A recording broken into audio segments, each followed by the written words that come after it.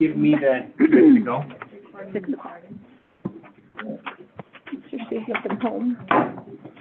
Thank you. I'm going to go ahead and call to order this City Council meeting of Tuesday, December 9th, 2025. Won't you please all join me in the Pledge of Allegiance? I pledge allegiance to the flag of the United States of America and to the republic for which it stands, one nation, under God, indivisible, with liberty and justice for all. Thank you. Can I get a roll call, please? Westford? Here. Conley? Here. Daniel? Here. Davis? Here. Ronnie? Yes. Rude? Yes. Stephen? Here. Thank you. I'll entertain a motion to adopt the agenda as presented. I move to adopt the agenda as presented. I'll second. Motion from Councilmember Conley, second from Councilmember Ronning, and I don't have my cheat sheet, I just realized. That's all right. I'll make it work. Discussion at the table. Hearing none, can I get a roll call, please? Conley? Yes. Daniel? Yes. Davis? Yes. Ronnie? Yes. Rude? Yes. Stephen? Yes. I'll entertain a motion for the minutes. I move to approve the minutes of November 25th, 2025. I second. Motion from Councilmember Ronning, second from Councilmember Conley. Discussion at the table.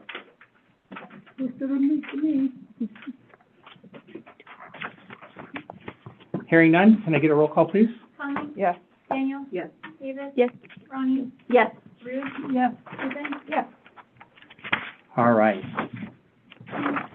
Thank you. Entertain a motion for warrants payable.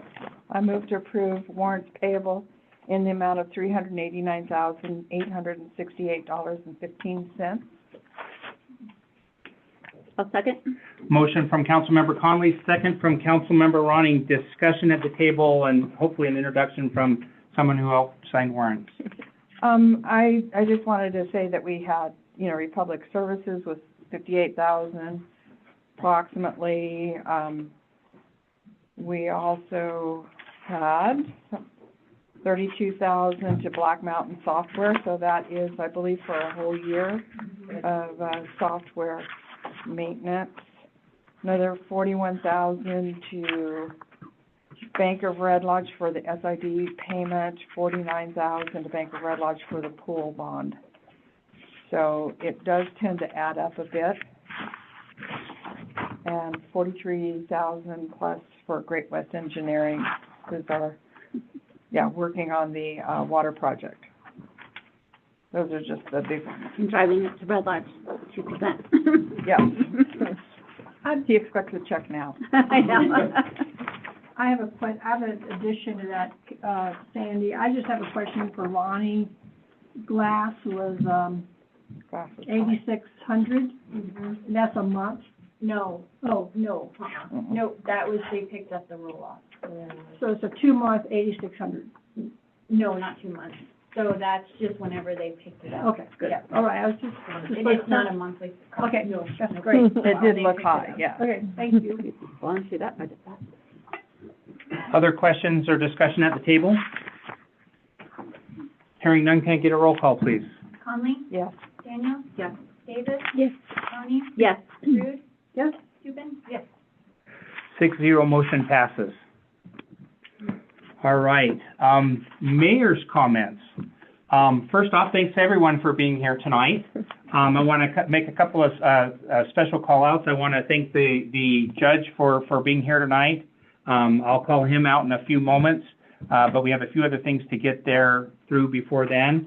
I want to thank Chief Schrock for being here tonight, and at this time I'd actually like to turn the time over to Chief Schrock. And my only request is that you come up close to the speaker so that all the wonderful things you're about to say will be picked up for those who are online as well. Certainly. I apologize for speaking with my back turned to the audience, but get close to the speaker here, and apologize in advance for my terrible public speaking skills. I come here with good news tonight. Officer Graber, would you please stand and join me?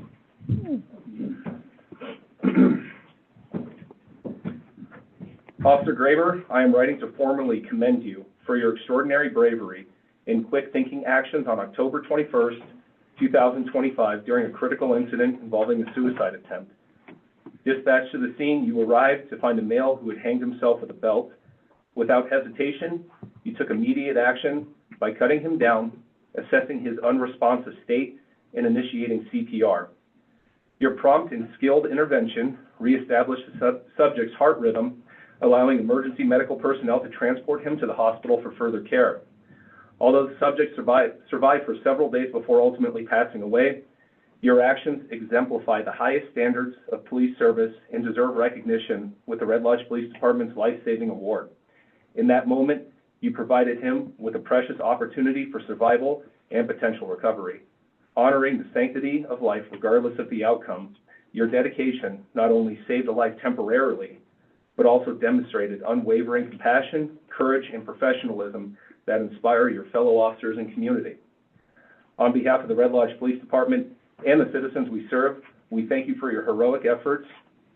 You are a credit to this department, and we are proud to present you with the Life-Saving Award. Congratulations.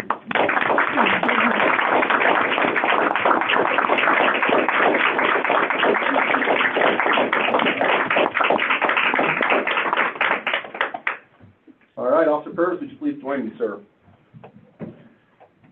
I am reading a letter sent in to me by Sergeant Landon Brown, who had put Officer Purvis in for this award. Dear Chief, I am writing to formally commend Police Officer Jeff Purvis for his exceptional professionalism, keen intuition, and decisive action on December 22nd, 2024, that unquestionably prevented serious harm to a domestic violence victim. At approximately 2:44 p.m., Officer Purvis responded to a 911 hang-up call in which a female was heard yelling, "Get out," before the line went dead. Upon arrival, the resident insisted everything was fine and that she had only been scolding her dogs.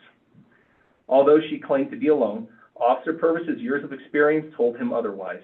Rather than clear the call, he remained nearby, reviewed prior police contacts, and recalled the woman had recently been assaulted by her ex-boyfriend in Billings and had requested extra patrols out of fear he would return.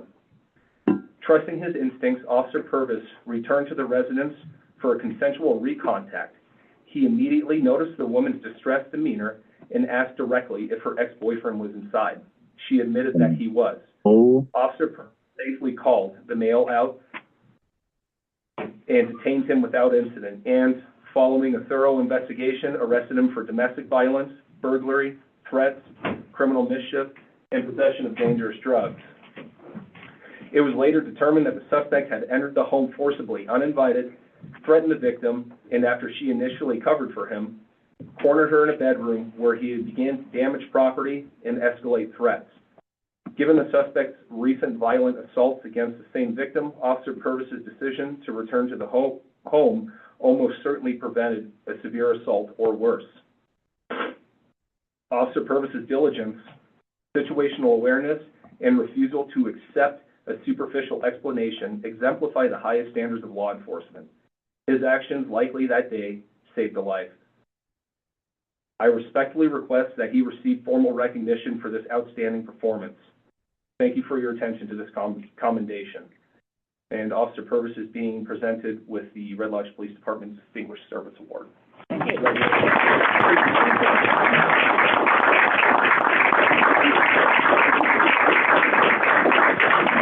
Thank you.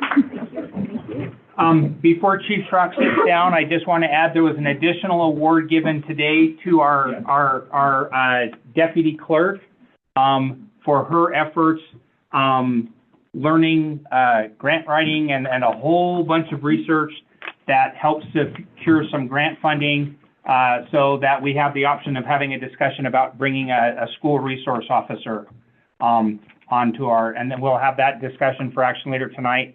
But that presentation happened earlier today, and I just wanted to be sure to mention that tonight as well. So. Absolutely. Without Danae, without her dedication, the grant application process is highly competitive, and it's not an easy thing to do. I would not know where to begin with that type of task, and she took it upon herself to attend training, and she has spent countless hours on the grant application process and making sure that it's, if obtained, it's a very smooth transition into the school, and she has dotted all of her I's and crossed her T's, and I could not be happier with Danae. She's an absolute godsend to my department. Thank you. Thank you. And I would like to, again, add my thanks to our officers. At the same time, I'd like to add my thanks to our chief. Back in college, I was a server, and I've always been in service organizations.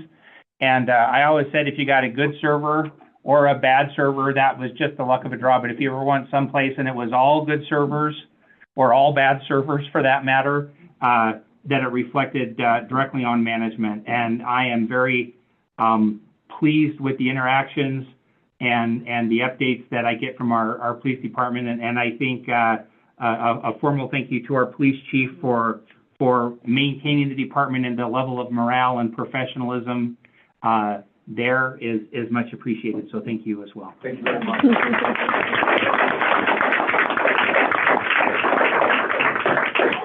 And I know this sounds like a little bit of a theme going here, but I would also like to just take an additional moment to thank staff, specifically Public Works Director Mike Maples, our city clerk. I'm going to shut up for a minute because I don't want to distract from this moment.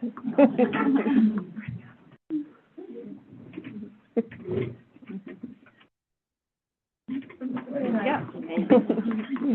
Cool. Thanks again, guys. And you guys get back to work. Somebody's got to. Chief Schrock, if you're able to stay for our discussion later tonight, thank you. I've asked Chief Schrock to be available for the discussion on the school resource officer, just in case there are questions that come up there. What I was saying before I so rudely interrupted myself was that I wanted to extend a special thank you to staff, specifically Mike Maples and Lonnie and our other department heads. And I actually want to throw Jody, our council president, into that as well.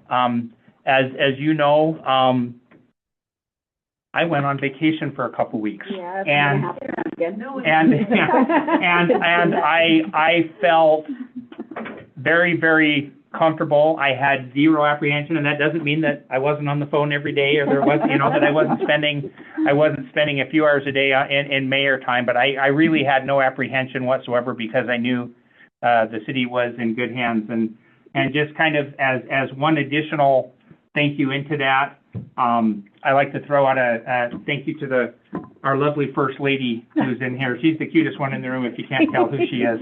She's bright red at this moment, I'm sure. There was a conversation that I had with somebody, and they said thank you, for being available over there. And I pointed out the real thank you is to my lovely bride, because she is exhibiting extreme patience while I spend a couple hours a day on city business while we're on vacation. But she does an awful lot in the background and doesn't get the recognition I think sometimes that she deserves. And I just want to, as I'm thanking people, I want to make sure to include her into that. So thank you, dear.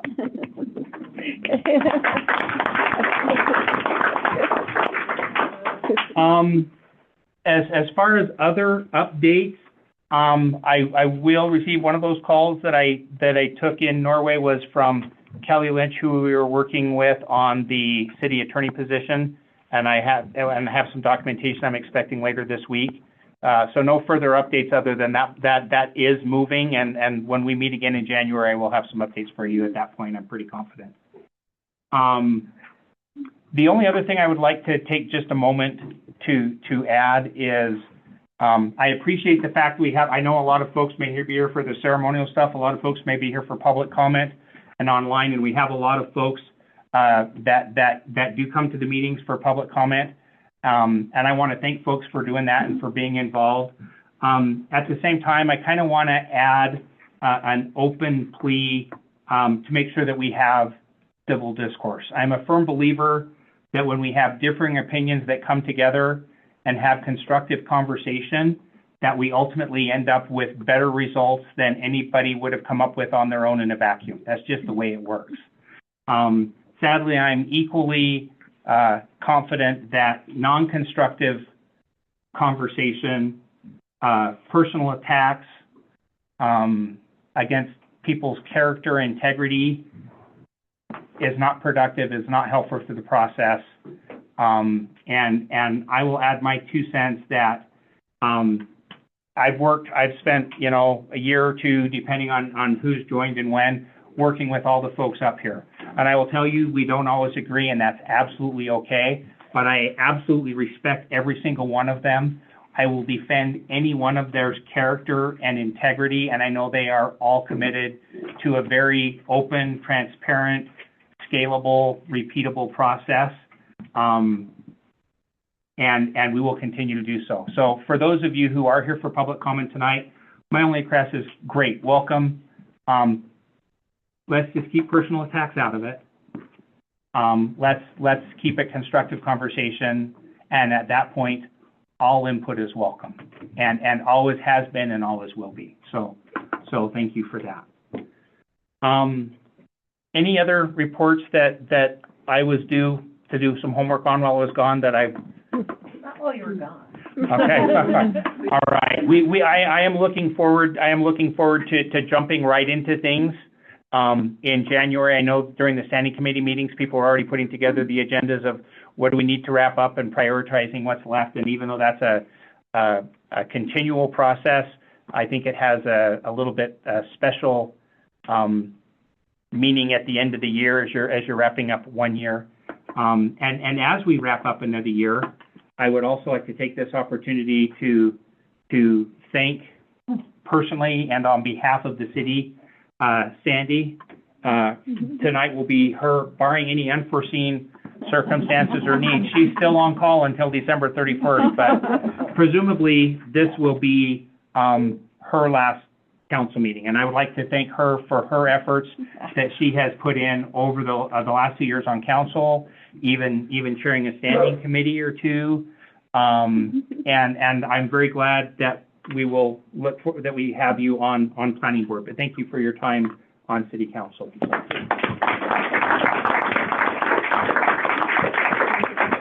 And with that, one of the discoveries we made a few years ago when we were reading through statutes and stuff is that the appropriate time to swear council elected officials in is as soon as the elections administrator sends you a nifty little piece of paper in the mail that says, congratulations, you have been elected. This year was unique in that it was an election by affirmation and that there was only one person running for each of the positions that were available. Having said that, I'm very comfortable with all of those positions that were in there. And the judge has volunteered, and I've asked him to come in, and we will be swearing in folks tonight, including me, because I will be starting a new term on the first Monday of the new year. So even though people are taking their oath of office tonight, and this really just pertains to Jeremy, who hereafter will be council member battles. But even though he's taking that oath of office tonight, he does not actually take his role and his position until the first Monday of the new year, which is well before our first meeting, which is on the 13th of January, 2nd and 4th Tuesdays. Be there. Judge, with that, if you'll come out. All right, will you please join me? Council head. Me first? What do we do first? It's all yours. Oh, wait. Oh, do you want us all up there? You can do them all at once. Do we have to go up there? I was thinking one at a time anyway. Well, You want December 31st, he wants everybody there. If you want to make sure. Okay, hold on, sit down. It's okay to stay here? We're waiting. Okay. I guess I can go this way. I'm gonna wait till called upon. All right. Please raise your right hand. Okay. I state your name.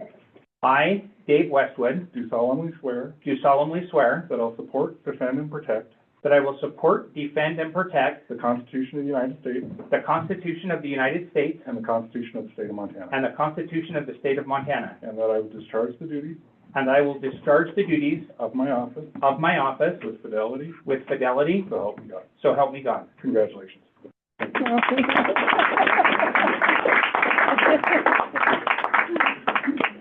Oh, Ronnie? he's looking at you. You're up. I just want to go. Please raise your right hand. I state your name. I, Jody Browning, Do solemnly swear do solemnly swear that I'll support, that I'll support, defend, and protect defend, and protect the Constitution of the United States the Constitution of the United States and the Constitution of the State of Montana, and the Constitution of the State of Montana, and I will discharge the duties and I will discharge the duties of my office of my office with fidelity, with fidelity, so help me God. so help me God. Congratulations. Thank you.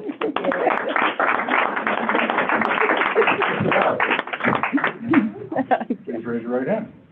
I state your name. I, Jeremy Battle, Do solemnly swear do solemnly swear that I'll support, defend, and protect I'll support, defend, and protect the Constitution of the United States the Constitution of the United States and the Constitution of the State of Montana, and the Constitution of the State of Montana, and that I'll discharge the duties and I'll discharge the duties of my office of my office with fidelity, with fidelity, so help me God. so help me God. Congratulations. All right.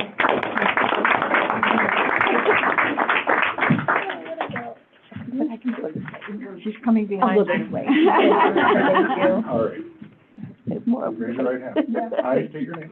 I, Chelsea Cupid, Do solemnly swear do solemnly swear, that I'll support, defend, and protect support, defend, and protect the Constitution of the United States the Constitution of the United States and the Constitution of the State of Montana, and the Constitution of the State of Montana, and that I'll discharge the duties and I'll discharge the duties of my office of my office with fidelity, with fidelity, so help me God. so help me God. Congratulations.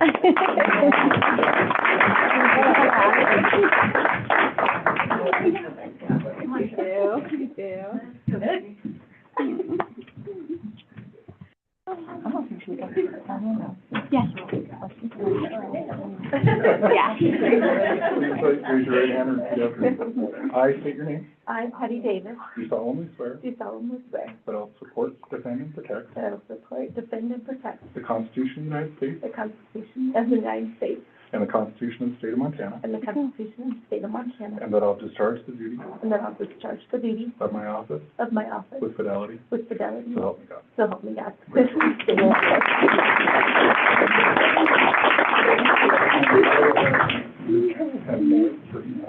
All right. Sounds good.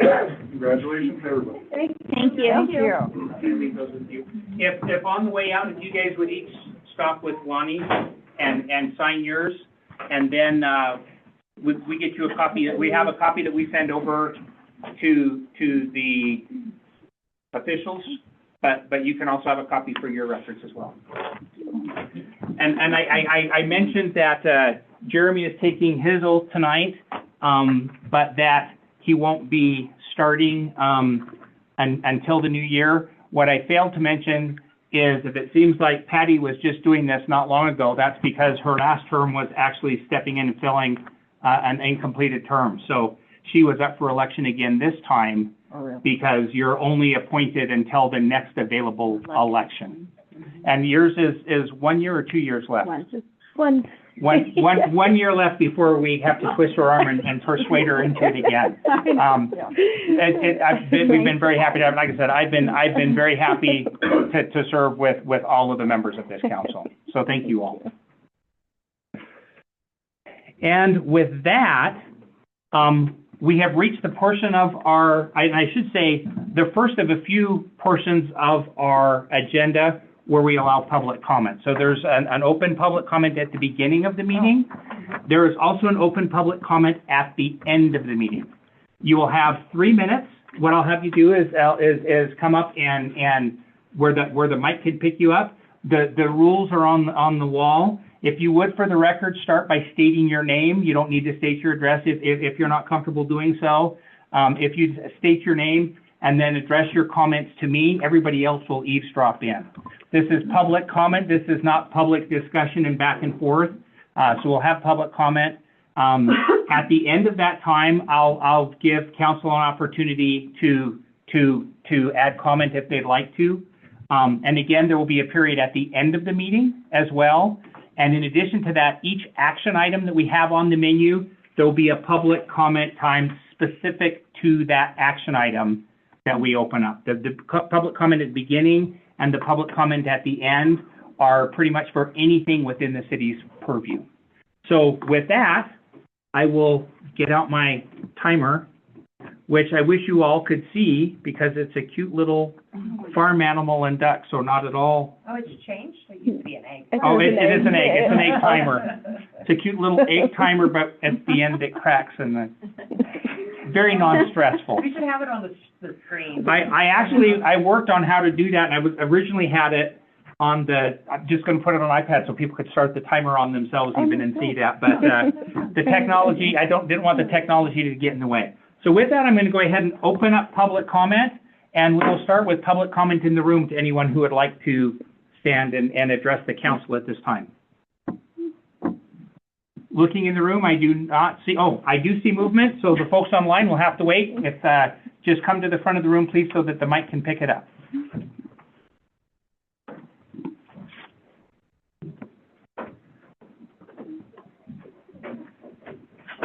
Mr. Mayor, I didn't expect to be first, but I don't intend to stay to the end. Thank you all, first of all, for serving. I know it takes a lot of preparation and deliberation. I did it myself a number of years, so I'm familiar with what you go through. I'm going to speak tonight, just some excerpts on actually a letter to the editor that I have submitted, and it has to do with the pending matter at Lions Park. And I know that there's been quite a furor over that. I do want to thank Tom Kuntz for informing us at the last Parks Board meeting some of the details of this proposal, and which appeared to be the first time they've heard about it, even though it seems to be in the wind and maybe going through a process already that we're otherwise not aware of. So I would like to make these comments and requests regarding the proposed expansion of Lions Club Park as to the ice skating rink. I understand that this entire project is $800,000. It's not a small project. $400,000 from a grant, $400,000, another $400,000 from resort tax, which is going to be another matter that we need to address. Questions arose at the Parks meeting about this particular project, how, even though it was apparently long-standing, how it was chosen.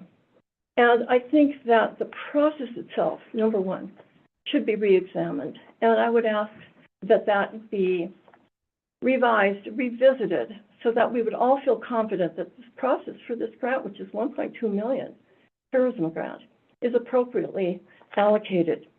And secondly, I do want to oppose the proposed expansion of Lions Club Park ice skating rink, which would involve 200 by 85 feet of concrete in what is currently a grassing area and is currently the skating rink. But it does provide other activities there the other 8 or 9 months of the year. I want to remind you that the City of Rutledge has faced previous proposals for use of Lions Club Park, and that would be for a permanent recreation facility covered. And fortunately, that was turned down. And I think the Boys and Girls Club has met a lot of those needs for the younger set. I want to point out that we are an island surrounded by recreation opportunities. It's not like we need a lot of ropes. We're not Billings. We're not Cody. We are an island surrounded by recreation, including a lot of city parks, which this funding could improve other parts of. So I would say let's consider that that there might be some better places for this money. I'm going to suggest we're kind of over the time, and we've got lots of folks. Are you going to give us a 30-second warning? I did. I'm sorry. Yeah. So that's why. That was it. I'm sorry. If you'd like, I will. I didn't know what to do an official 30 seconds. Okay. Now. And then if you'd like to leave a copy of your comments with the clerk, we are. Okay. I will end it up by saying discussions are continuing. I appreciate that. I want your thoughtful consideration of them. politely turn down this proposed project, use the money elsewhere, and let us keep enjoying the grass at Lions Club Park. Okay? Thank you, Betsy. If you get those to Lonnie. Okay. Agree. Okay. Okay. The full text will be in the Carbon County News. All right, thank you. And anyone else in the room, and what I'll do is I'll say like there's a minute left and then there's a half a minute left. So I'll try to, I didn't get a chance to kind of explain that, but I'll do that. So, so we are still in public comment and it's still open, and I'm looking first to the room for anybody who'd like to stand.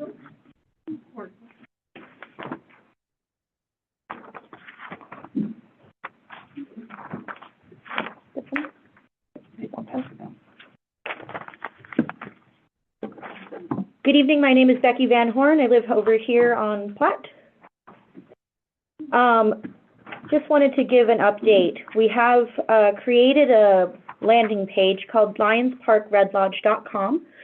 On that page, you can see all of the meetings that we've been attending, our proposals for alternatives, as well as a section where you can leave some comments. So, and a link to our petition, which is at this moment at 247 signers, which is pretty impressive. And it says here on change.org that 68% of those votes, or of those petitions signed, came from right here in this area code. So that's good to know. Some of the comments I would like to share with you tonight. The first one came from Heidi Davis. While I do not oppose building a hockey rink in Red Lodge, I am not appreciative of the process used to decide how tourism grant funds would be used. There was no public exchange. I do not like paving over the park and think more dialogue needs to occur to identify the best spot, nor am I sure that a hockey rink builds tourism. Next comment comes from Shirley Peterson. Thank you for working to save Lions Park from concrete. I lived in fabulous Red Lodge from 2011 to 2012 and loved most everything about it. Old age and health caused a move to Billings, but I do not want to see concrete in the park. There are better spaces to do that. I wish you much success in your endeavors. That was nice. Patty Kenny, I do not understand why we would want to make a green space into a concrete space. The southern end of town has 2 dilapidated buildings that obviously need to be addressed first and foremost. Our southern end of town is the first thing that visitors see when coming from the south, the Beartooth Highway. These buildings and areas are a major eyesore and liability issue. Why not use the funds to beautify those areas also to create yet another park for enjoyment of all visitors that come here to escape the concrete jungle? Gynema Terry, the esteemed Gynema Terry, please no more cemented spaces. Leave the park as it is, short and sweet, to the point. And that's what I've been updated on from lionspark.com, and I'll save the remainder of the comments until the later public session. Comment session. Here you are. Yeah. So, you know, we do ask that if people have comments that they'd like to share, if they want to send us letters, they are welcome to do so, and we would be happy to read them before you all. That way their voices get heard, which has been our intention this entire time. So, thank you all.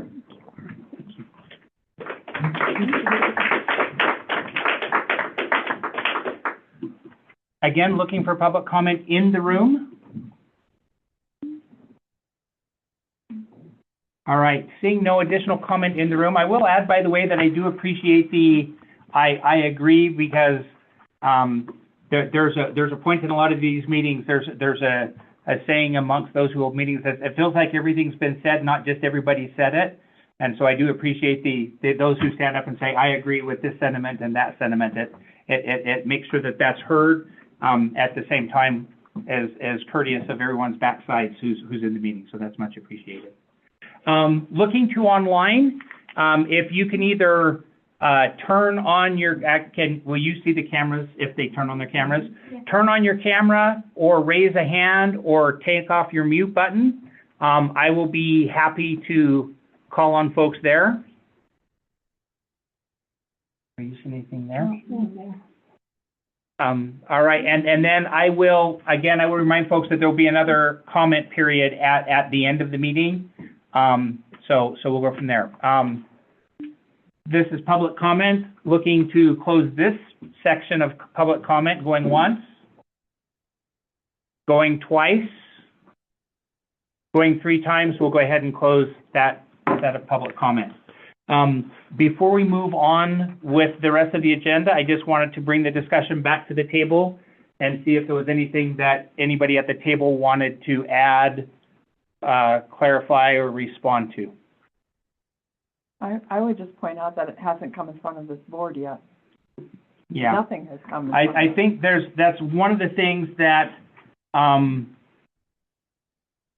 we need to do a better job. This is the very beginning of stuff coming before the city on this.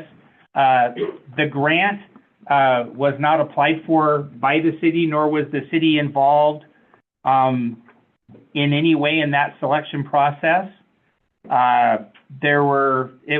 It kind of started in the chamber meetings and the business alliance meetings, I believe, and there were several folks that had several ideas and suggestions. It's a grant that is based on the bed tax. They reached out to me and asked if I would be a member of that board, and as we looked at the projects they were considering, I said absolutely, and my purpose and role there is to make sure that the city is involved in the things that involve city-owned land uses. There are several of the projects that don't involve city-owned land uses, but as soon as they discussed things at Coal Miners Park or at Lions Park, I was able to point out, you can make your plans and you can make your proposal, but those proposals do need to go in front of the city, specifically city council, and in many cases, other city boards. So the planning board, the parks board, as appropriate. And we also reach out to staff, and staff will make recommendations. So I will tell you, one of the things that we look at is making sure how our project's going to be funded. We have a working assumption here in the city that no matter how great the backing, no matter how enthusiastic the backers of that project are, it's not a matter of if, but when it's going to become the city's responsibility to take on and maintain that. I think a really good example, well, there's a wide example of that, whether we're talking about Moose Trails down in Lions Park, which is a great playground for kids, but it's the city who maintains that. Even Pride Park, which is right on Broadway and well maintained by our garden club and a bunch of when I say lovely little old ladies without getting myself in too much trouble, they describe themselves like that, so I think I can probably get away with it. We are investing $80,000 from a city standpoint to improve that and replace some rotting boxes and stuff. So I guess my information that I will share just while we're here on this topic is, from a city perspective, we are just at the very, very beginning of this process. I will assure you that nothing will happen until it has gone through, and those who've attended these meetings before know that things first go to those advisory boards, then they come to the standing committee meetings. The next cycle, if it's ready, and it may take quite a while before things are ready, it comes to the city council in the second half of the meeting, which is the council work session.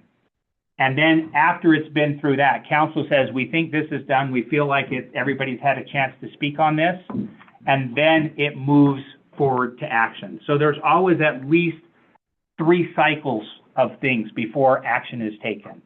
So please rest assured to know that this process will be deliberative and that every viewpoint will have a chance to present itself. On the podium today, where the agendas were earlier, I also put a stack of my business cards. If you'd like to take one of those and reach out to me, I am happy to sit down and meet one-on-one with anybody and answer questions to the best of my ability. Realize there are some questions that can't be answered yet, because part of what the grant money was to go to do preliminary engineering reports and put together designs. And so some of the stuff, there aren't answers to questions yet because they don't exist. But I'm happy to answer as many questions as possible. And in public meetings we'll do that as well. But I know if people have concerns and anxieties, I'm happy to set that time. The cell phone number on there, text me some potential ideas, and I'm happy to sit down and meet with folks. So with that, any other response from the table? Comment? All right. So with that, we'll move on to the action items. The first thing we have, so the public is aware, is what is called a PER, or Preliminary Engineering Report, and this is on our water system. And so we will be having a public hearing on that tonight, and then the council will be taking action on that. And being an action item, there will be a chance for public comment before we take action on that. And with that, I'm going to turn the time over to Great West, who is our engineering firm. Okay, and I'll share my screen. Let's see if I can do this. Are you doing the water system PER? I am. Oh, okay. Hi, Joe. Actually, got it. I do. All right. Chelsea, could I get you to close the two side windows and then do full screen so that everybody has an opportunity to see the, so that you X on each of those? Oh, just X them out. Yeah, XX, and then view full screen. And then you'll have one more minimize you have to get rid of to make it happen. All right. There we go. Thank you. Perfect. And then we will continue to monitor the online activity through other devices. All right, good evening, Mayor, Council. Let me start your timer? No. I know. Wait a minute, I got it. it. I'm Chad Hanson with Great West Engineering out of Billings. We worked with the city. I brought Tyler Burns with me. He's kind of lead project engineer on the water PER. He did all the hydraulic modeling, so I'm going to defer all the tough questions to him. But we'll just jump right in. Jody, you want to advance? So preliminary engineering report, there's three main components. We evaluate the existing system, go through all the different areas of the system, evaluate any deficiencies.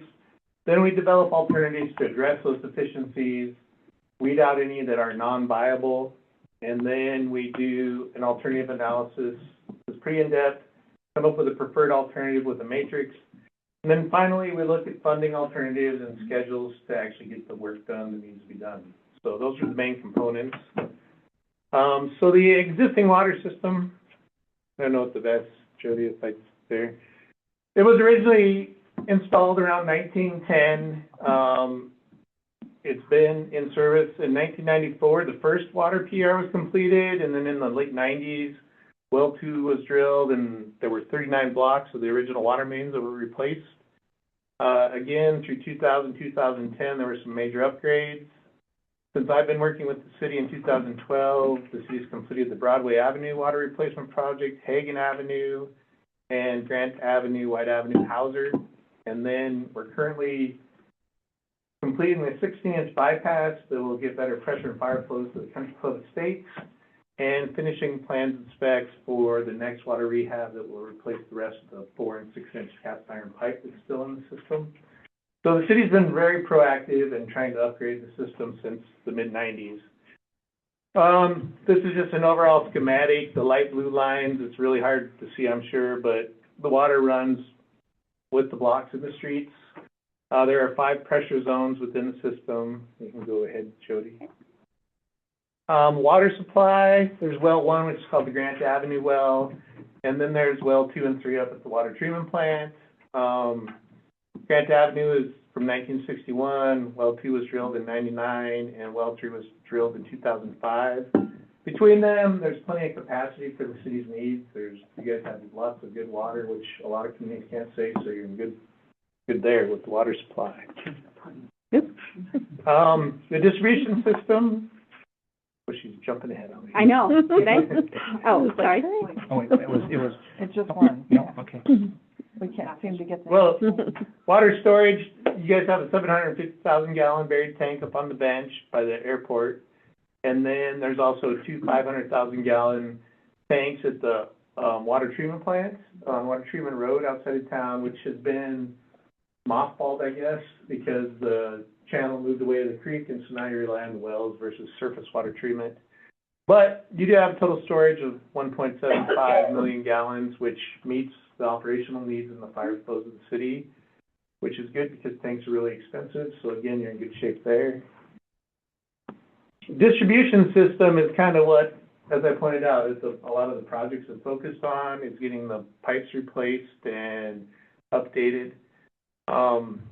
mostly we've been focused on getting rid of the cast iron pipe. It was pretty common back in the early 1900s, was over time has proven to rust, a lot of holes, leakage. It's estimated there's up to 40% water losses in the system. Some of that may be old meters and things, but a lot of it's leaking service lines and different things. We're chipping away at it. There's also some asbestos cement pipe, AC pipe, which is pretty good pipe as long as it's not disturbed, but then it gets disturbed and it starts leaking again. So that's the focus of a lot of the projects have been to replace those to date. So Jody, if you want to move forward. So cast iron mains, there are areas that we still know where there are water mains, we kind of interspersed through town, and the next rehab project won't take care of are in Grant Avenue, Adams Avenue, and kind of in that area on the south end. And then during the 16-inch bypass, we did cross a 10-inch main and discovered it was cast iron with lead soldered joints, which we'd like to get rid of. And so we've been working with Mike and going through old records trying to identify, and some of that record drawings are not as great as we'd like them to be, and so, but we've identified areas where there's potential still cast iron water mains, and so we're going to be working with Mike to do some potholing when the weather, next summer, to start confirming those, and that may become the next project down the road. Those areas haven't exhibited any leaking yet or problems, so we want to take care of the problem areas first that we know are leaking. The other thing is there's a few dead ends in the system, and that's just where a water main runs down a block and is literally a dead end, doesn't loop around. That reduces available fire flow. It can lead to a little stagnation of the water. And in some cases down here, if they're shallow, they're old lines, there have been freezing problems over the years where, like, Park Avenue was one for sure that's froze several times. So we just want to take care of some of those dead ends and get them looped in so you get flow of water through there.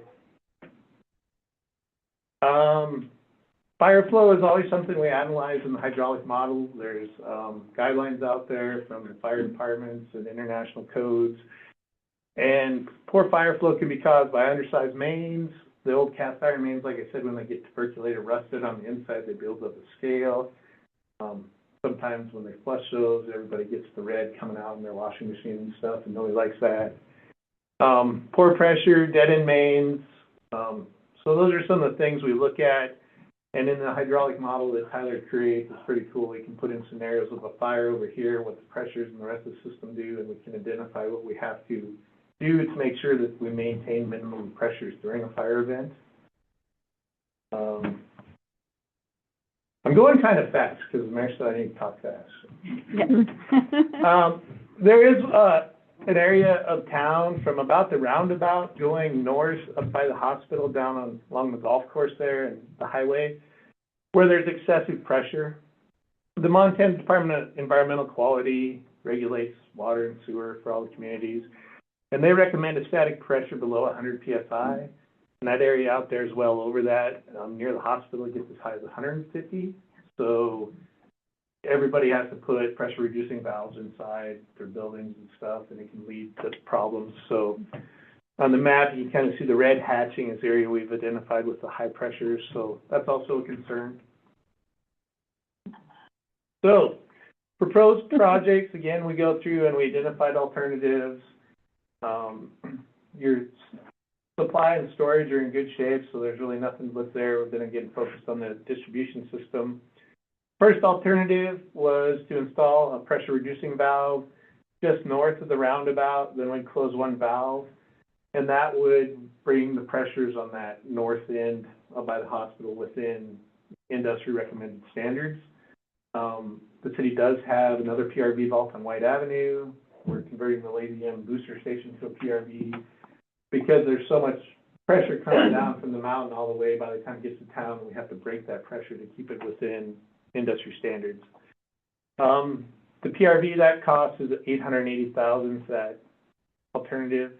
Next one, Jody. Alternative D3 is to replace the cast iron and asbestos cement mains we know about on the south end there in Grant and Adams in that area. It's about $1.8 million. If you go to the next slide, that kind of shows a diagram The red is the cast iron we know about in Grant and Adams, and I think it's 22nd that connects them. And then on 19th, there's a few blocks of this asbestos cement pipe that we'd like to get replaced too and upsized for fire flows. So that'd be that project. The next alternative we looked at, is, speaking of the dead ends, is on, I gotta get oriented, the east side of the creek from 19th up to Kainuu. There's, it's a question. We think it's a 2-inch service line serving a lot of those houses, and Mike and his guys are trying to figure out exactly what it is. But eventually, we'd like to get right away and connect Park Avenue to Kainuu and get rid of that dead end. And I think there's some proposed development down there, so the developer may end up doing it. So that one's gonna, when we evaluate these, it's probably gonna get pushed off because we don't have the right of way right now, and we don't know what actually might go into that area. So when we evaluate them against each other, but that's one area. We know we have that dead end, and we'd like to get better fire flow back there to that side of the creek. Next one. And then, this on the screen doesn't show up very well. There's a red hashed line. There's 3 blocks in white, then it comes down 19th, and then over. And that's these areas that we're, think maybe cast iron mains. We discovered them during the 16-inch bypass project, and so we want to find the exact extent of those. To replace all those, because they're 10 and 14-inch lines, it's about $2.7 million we estimate. So we definitely want to verify that before we just jump in and start digging up the streets. So the selection of the preferred alternative, like I said, we put them into a matrix, and we use ranking criteria that's recommended by the funding agencies mostly. We use life cycle costs when we look at these, and that includes capital cost, O&M cost, and a salvage value. Because we look at 20-year design periods, but PVC pipe really lasts 50-plus years, so at the end of 20 years, it's still worth something. And we look at the life cycle costs versus just the capital costs, because O&M is important. We can help find funding and grants and loans for capital costs to build the project. We can't find grants to run and maintain the system, so we want to make sure we're looking at the least O&M for Mike and his crew down the road. Then we did look at other O&M considerations other than monetary, like what's the easiest. If we came in and we said, let's put the old treatment plant back online instead of the wells, that would be a huge design undertaking. Plus, then you're going to have to hire 2 more guys to run it full time, which the wells are pretty easy to run. So I'd never recommend that actually if we didn't have to. Permitting issues, social impacts if we negatively impact one area over another. Environmental impacts, we do an environmental checklist where we reach out to all the state and federal agencies. Sustainability considerations, obviously public and health and safety is paramount because we're providing drinking water for the community. So, and then land acquisition, like I said, I knew we don't have the city doesn't have the right of way and stuff, and that can significantly delay a project, so it gets ranked lower than the other ones where we could be ready to go. So when we plug these numbers in, they're weighted, and it pops out a score. And when we looked at these 4 alternatives, adding the PRV for the north end to reduce the pressure in that area, and then tackling that last known area of cast iron pipe and asbestos cement pipe are the 2 that come out of it and would be our preferred or recommended alternative. And so again, this is that PRV just north of the roundabout, close that other valve, and then we have another pressure zone separated from the rest of the system where we can break that pressure. And then the next slide should just be, again, the area with the cast iron pipe on Adams and Grant in, I believe, 22nd. And then the asbestos cement pipe there in 19th that we haven't got with the other projects yet. And so this, if you can read that, you're amazing. So then what we do is we plug it into funding scenarios, and these scenarios that you can't read across the top, they look at if we got the various grants that are available, and if we got no grants and with 100% loan, and then we keep adding grants. And then we look at the 2 common sources of low-interest loans for communities are the State Revolving Fund, SRF, through DEQ, and they have a 20-year term, and I think it's currently 2.25% or 2.5. And Rural Development also has a program for communities. their loan terms are 40 years, and currently their interest rate is a little higher, 3.25. And so we put in the capital costs, and then, you know, if we got these loans, or if we got these grants, what loan would we have to take out to fund the project, what that would do to your debt service. Then we look at existing O&M costs, and it spits out, would we have to do a rate increase or not? But fortunately, the city proactively raised water rates quite a while ago, included a capital surcharge to try and get some of these projects going. And the last 4 projects, Hagen, Hauser, the 16-inch bypass, and the pending rehab have all got, from state revolving fund alone, they can't, through EPA regulations, give a grant, but they give loan forgiveness where they forgive half the loan, which is a grant.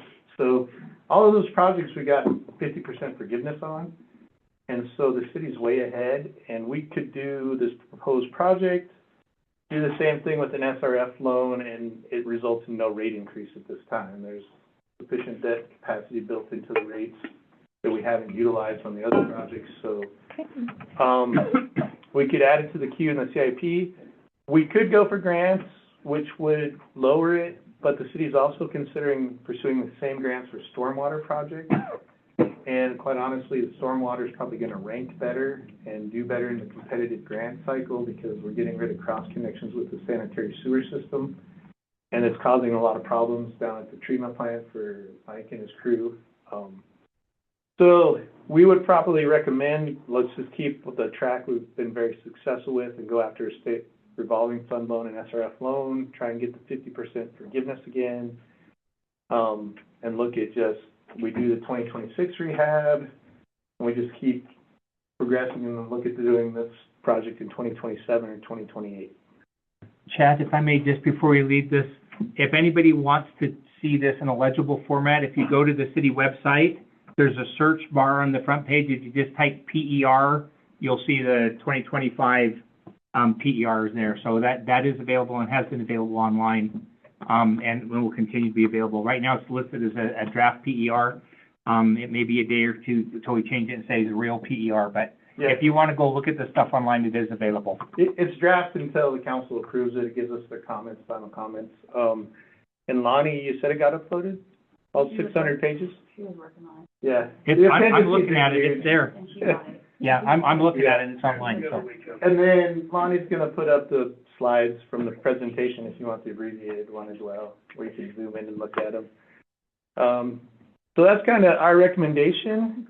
The water's pretty straightforward. The city's been very proactively working to improve the water distribution system and get it up to speed, and has really made some huge strides in the last 10 years. So it's a lot simpler than when we look at the stormwater or wastewater, because we're seeing light at the end of the tunnel, and it's not a train.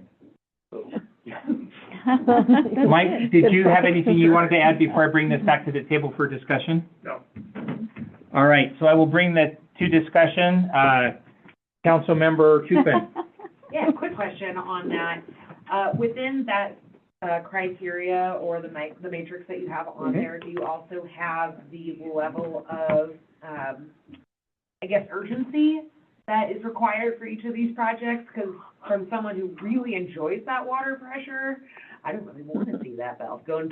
But again, specifically, I just want to know where we are at in terms of urgency of getting these projects done. If it's just being proactive, or if this is truly, these are things that need to be addressed sooner than later. Because when I think of cast iron and asbestos, yes, I want to see that addressed, but I guess I just don't know enough about water systems to know the urgency of each project. So they are prioritized, and if we go back, we visit with the city with Mike and his crew and some of the O&M considerations and stuff. Yeah. And they're weighted, like life cycle costs get it weighted 10, and then, so does public health and safety usually. And we try and weave that into the O&M. A lot of it is like the urgency, like where are they experiencing the most leaks? Like that would be the highest priority to address first, where they're spending all their time. Mm-hmm. You may enjoy that pressure, but the Uniform Plumbing Code says that the city's only supposed to deliver 80 pounds of pressure to a service, and the DEQ says 100, and we're well above those, and at some point, Yeah, and it does put extra strain on the pipes and the fire hydrants and things and wear them out prematurely, so there are reasons and regulatory reasons that we need to address it. No, I again, 100% understand that I'm not being a smart aleck on that, but more so, I just want to know from a public health and safety standpoint, or again, is this something that's costing the city more down the road? Just understanding the pressure of getting that done versus not, yeah, pun intended, thank you, Cynthia. Yeah, no, and that's the non-monetary O&M considerations, where we look at, like, the rehab we're planning, finalizing for next summer is the smaller 4- and 6-inch cast iron mains, where these guys have most of their leaks and things. We're trying to address them before we just take care of something that isn't meeting current regulations, but really isn't as big a problem yet. Yeah, that's the big thing. I just want to make sure Yep. we're not spending money on when we don't necessarily need to. Yeah. Okay, thank you. We definitely try and prioritize those based on the things you brought up. Thank you. Other questions from the table for our engineers? Councilmember Conley? Keeping in mind I know nothing, okay? You're so full of it, you know lots. Well, cast iron, of course, has lasted us 100 years. What type of material are you putting in, and how long is that gonna last? Because So PVC doesn't last that long. PVC lasts, they're saying up to 100 years, but Really? 50, for sure. The It doesn't come with that lovely cancer side effect, though, Oh, okay. or lead poisoning, or whatever we You're get not from cast iron. So cast iron was common around the turn of the century. It's not lined, and the way it's made, over time, it tuberculates, builds up a big scaly rust on the inside, Right. and it tracks metals. And then asbestos concrete was real popular in the 60s and 70s, and it's actually a really good pipe until it gets disturbed, and then it tends to shift and it's brittle, which with your frost and stuff, it doesn't work great down here. It works great in Eastern Montana in the clay soils, but and then after that, the city replaced everything with ductile iron pipe, which is a slightly different metal, and it has a cement mortar lining, and it's real heavy duty. But recently, everything's been PVC.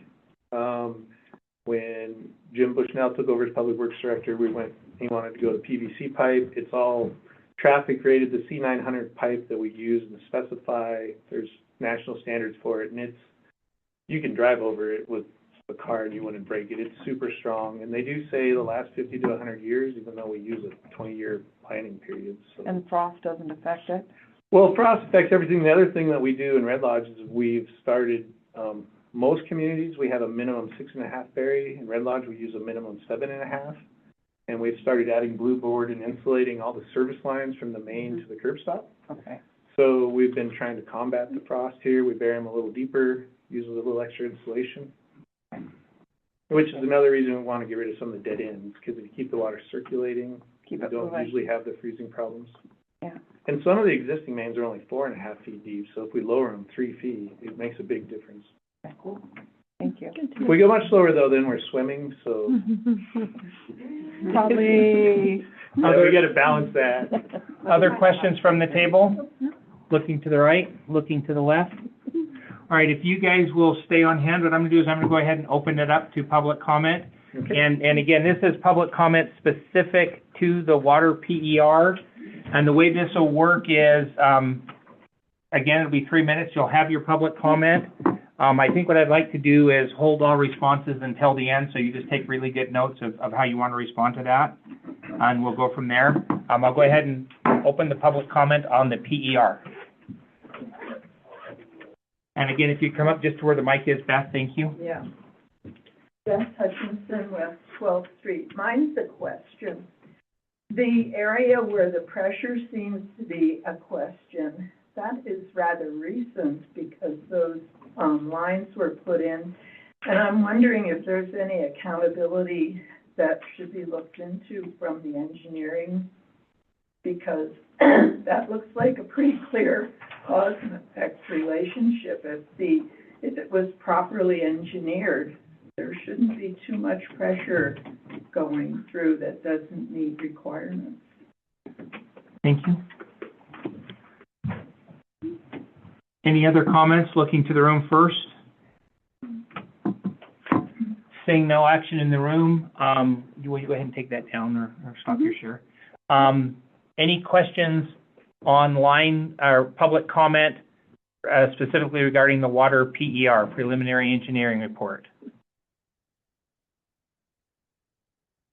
Seeing none, going once, twice, 3 times, we'll go ahead and close the public comment on the PER. I'll turn it back to the engineers. Do you want to add any comment to address the comments we've heard at all, or anything that you feel is necessary we need to hear? Sure, Mr. Mayor. So as far as when those original pipelines were put into the south, I can't comment. It was before we began working with the city. No. But I'd have to go back and look and see if we could find the engineering report and what was assumed, and also what the plumbing code standards and DEQ regulations were at the time. Because those do evolve over time. May have been okay back then, and then they found out, oh, we're blowing up everybody's water heaters and stuff. We need to start limiting pressure to 100. So I'd have to go back and put together a pretty detailed timeline to be able to address that. And so if you guys want me to follow up on the can. No, I'm good with that. Thank you. Okay. And the short answer is, if you want high water pressure, always build at the bottom of the hill. We have a gravity-fed system here. So the farther down you are and the farther you go, then yeah. But you're also not in that stuff that's at the far end downhill that's hitting 150 either. So, but most, I know our building inspector, as he's working with folks, actually, they modern codes recommend putting in PRV valves at a residential level. It's a really small cost by comparison, actually, to replacing any appliances or something. And it's something you can do retroactively. It's done at the feed to anybody's house. So if that's something you have a question on, either reach out to your local plumber, if you'd like to call into the city and speak with Brian Hanna and just ask some questions on it. You'll probably get a little bit better information and sorting than if you just Google it. Any discussion at the table before we go ahead and take an action to approve the water system as presented by Great West? Seeing none, I will entertain a motion to approve and accept the water system PER. I move to approve resolution number 3726, a resolution of the City of Red Lodge to adopt a detailed preliminary engineering report for the water system prepared by Great West Engineering, Inc. A second. Motion from Councilmember Conley, second from Councilmember Ronning. Any further discussion at the table? Hearing none, can I get a roll call, please? Conley? Yes. Daniel? Yes. Davis? Yes. Ronnie? Yes. Rude? Yes. Tupin? Yes. 6-0, the motion passes. I will entertain a motion regarding 372, or I will entertain a motion regarding the school district school resource officer. We skipped some. Oh, I'm sorry, I skipped something. Yeah. I'm getting dirty looks. Next on the agenda, let me go down to the agenda, sorry. We have our annual short-term rental presentation update, which Councilmember Ronning is going to go ahead and drive. So, yes. Nope, hang on here. Sorry. ISO, there we go. Thank you. There it is. There it is. Okay. So, every December so far, we've had 2 of them. This is our second one. We present a short-term rental review. It's part of our ordinance that we do this every year since we've implemented the limit of 20%. So this is what this is. So it's just kind of a snapshot in time with some historical data thrown in there. So Ordinance 963 passed August 23rd of 2023. And it created a limit of no more than 20% of the total residential units are allowed to be short-term rentals. We also at that time created 3 categories. There was type 1, which is owner-occupied. So if you just run out of room in your house, you're exempt from that limit. Type 2 is property managed short-term rentals, and they were allowed 50% of that 20%. And type 3 was all other short-term rentals. So if it's owner, it's not a licensed property manager isn't managing it. You get the other 45%. I will say it's not on here, but this ordinance, the basis for this ordinance was passed with public health and safety in mind. So keep that in mind, when it also required health inspections, fire inspections, registering the short-term rental with the city, so there weren't, people flying under the radar without those. Please step in at any time from my committee if I miss something. Okay. I was like, comparing 2024 to 2025, in 2024, we had 1,910 residential units. Of those, 20%, we would have allowed 382. In 2024, we had 196 total registered, so we were at 10.2%.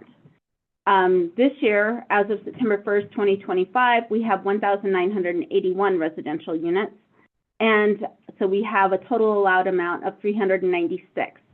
We currently have 208 registered short-term rentals in Red Lodge, so we're at 10.47%. So with that 20% limit, we're nowhere near reaching that limit yet. So, and then this graph just shows it also includes the 22 to 23, when we first started actually registering these, yes, and keeping track of them. We had 197. Last year we had 196, and this year we have 208. And then you can see the percentages at the bottom there as well. The number of short-term rentals by category, 2024 versus 2025. Type 1 has held steady. We have 2 of the owner-occupied. And type 2, which are the property managed ones, is that right? Yes. Yeah. We had 79 in 2024, and this year we have 84. And then in type 3, in 2024, we had 115, and type 3, now we have 122. And underneath there, it also tells you how many registrations are still available. So currently, we still have 134 property managed registrations available currently, and for property owner, the all other category, we have 56. So, there's definitely, we're not near hitting that threshold yet, so it's a good thing. So this is just the graph that goes along with that. It shows the professionally managed, privately managed, and the owner-occupied. Need some more owner-occupied to get in there. We only have 2 each year. Changes to short-term rentals. Per city staff, at least 6 short-term rentals converted to long-term rentals. And how many were new each year? 23, 24, we had 15 new short-term rentals. Currently, we have 31 new, but it also includes 12 existing short-term rentals that sold to a new owner, as the business registrations do not transfer. Our registration fees, when we first started doing this, we revamped our business registration fees back in 2023 because the cost to administer all of our businesses, the registration fees were not covering staff time. So back in 2023, we did raise business registrations to $100 for most businesses, and then for short-term rentals and all other larger type businesses that take a lot of staff time, restaurants, hotel, motels, all of those went to $250. And so in 2022, we had 111 that were registered. At times 50, we collected $5,550. In 2023, when we went to the software, we got everybody online and we started collecting $250. You can see that, up to 2025, we are collecting $52,000. We just switched to a new software, and we've had a lot of growing pains, and a lot of staff time has had to go into this new software. So currently, we're upside down in what we're collecting. The staff time this last year has cost about $95,000 trying to work through the kinks of the software, get everybody signed up, teach everybody how to use the software. We anticipate that will significantly go down next year. It's just anytime you onboard a new software, it's a lot, and it takes a lot of time and a lot of staff time. And these are the graphs showing the registration fees. The resort tax revenue, This shows the resort tax revenue over time, which is it's showing that it's growing. From 22-23, we collected $150,000.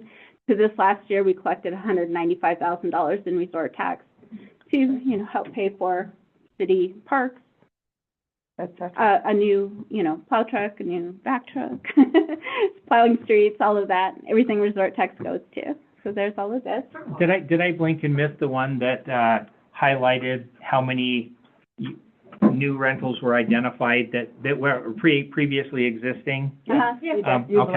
You blinked. I knew it was there, and I was no, it was good. Okay. I just want to make sure that it got called out if it didn't. Okay, and here's all of the resort tax graphs.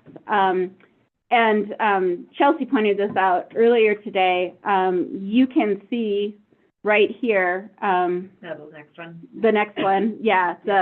Is it the blue? Yeah, the blue in Q1 specifically. That was the 2022 first quarter, so July, August, September. So you can see that dip after the flood specifically. So just showing how when we do have a major event disruption or, disasters. The Beartooth Highway being closed most of the summer. Yep, that can dramatically affect our resort tax revenue coming in. Because everywhere else you can see that steady rise. It's fairly consistent. But that year in particular, just that massive drop. So just an interesting thing to note that we do very much depend on the environment around us. Yes. So this is what we were talking about earlier, the resort tax software. In 2022, we did purchase software, and we went from 111 short-term rentals in 2022 to bring in an additional 86 short-term rentals that were identified and brought online with the software. And with that, the city did go back and charge them back resort taxes because they had not been collecting it. And so we collected $74,270 in back taxes alone from that. And when I said we went to a new software this year, we are no longer using this MuniRev that we used when we first bought it. We're now trying a new software. So hopefully it's supposed to be better. It's sending out notices to people that their resort tax is due. So people will hopefully multiple notices, so hopefully people won't be late. There's two elements into that. One of the things and this was the slide I was looking for earlier, and I was just ahead of it, is that piece of software was $16,000, and if you go out and look at it, identified 86,000 people that had not registered I'm sorry, what did I say? I've been dealing with budgets, sorry. 86 new properties that were rentals that had not registered within the state. It was a significant thing, and it did pay for itself. They did not have public health inspections. They did not have fire inspections. Yeah. I mean, they could have been death traps. We don't know. So they had to go through that process. And so one of the reasons we made the software change is that the company we were using wasn't it's a constant chicken and or better mouse trap. And so as the companies try to get to skirt those systems that do that, it takes a proactive effort on the technology side to keep up and be able to do that. And so we switched to a new company that's doing that better, and it did have some additional benefits, and then it makes it easier for folks to go ahead and pay their resort tax via that software and stuff as well. So hopefully that'll make it easier for people to collect that money and turn it in as well. All right. TBED fees collected by short-term rental management companies. So TBED is our Tourism Business Improvement District, and they collect $2 a night from hotels, motels, bed and breakfast, and short-term rental companies that have, and short-term rentals, the only ones that are in this are the ones who have 3 or more properties. So all of our property management companies participate in the TBED.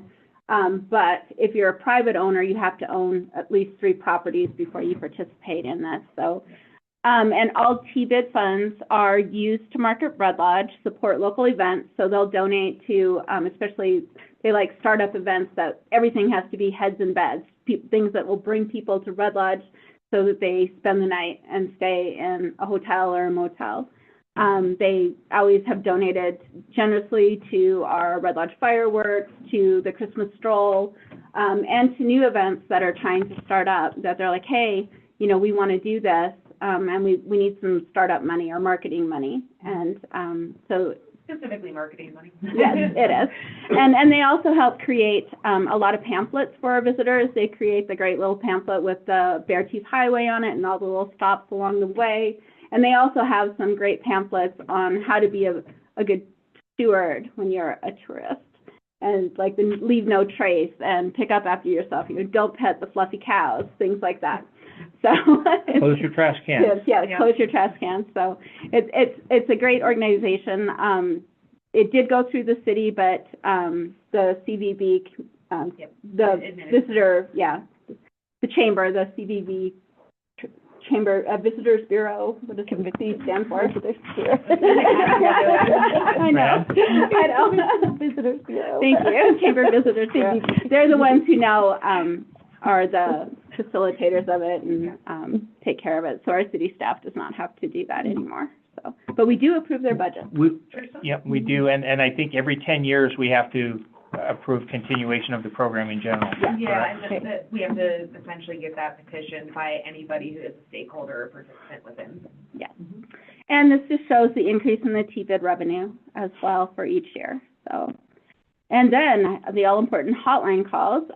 With this ordinance, we did also create a hotline that people, residents in town can call if they're having issues, you know, with a short-term rental in their neighborhood or wherever.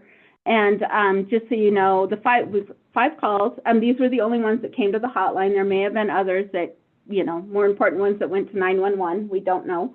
But these are the ones that we got through our hotline call. We had 2 trash/off-leash dog. I'm not sure why they were grouped together, but they were. And then we had 1 lights on outside 24/7, which is not against the law, but someone complained about it. And then we also had 1 noise complaint. So, you know, the hotline, I don't know, you know, so there hasn't been many calls coming into that. That's fairly minor. Yes, so anyway. And I think it's fair to point out, this is just the ones that come into the hotline specifically associated with the software.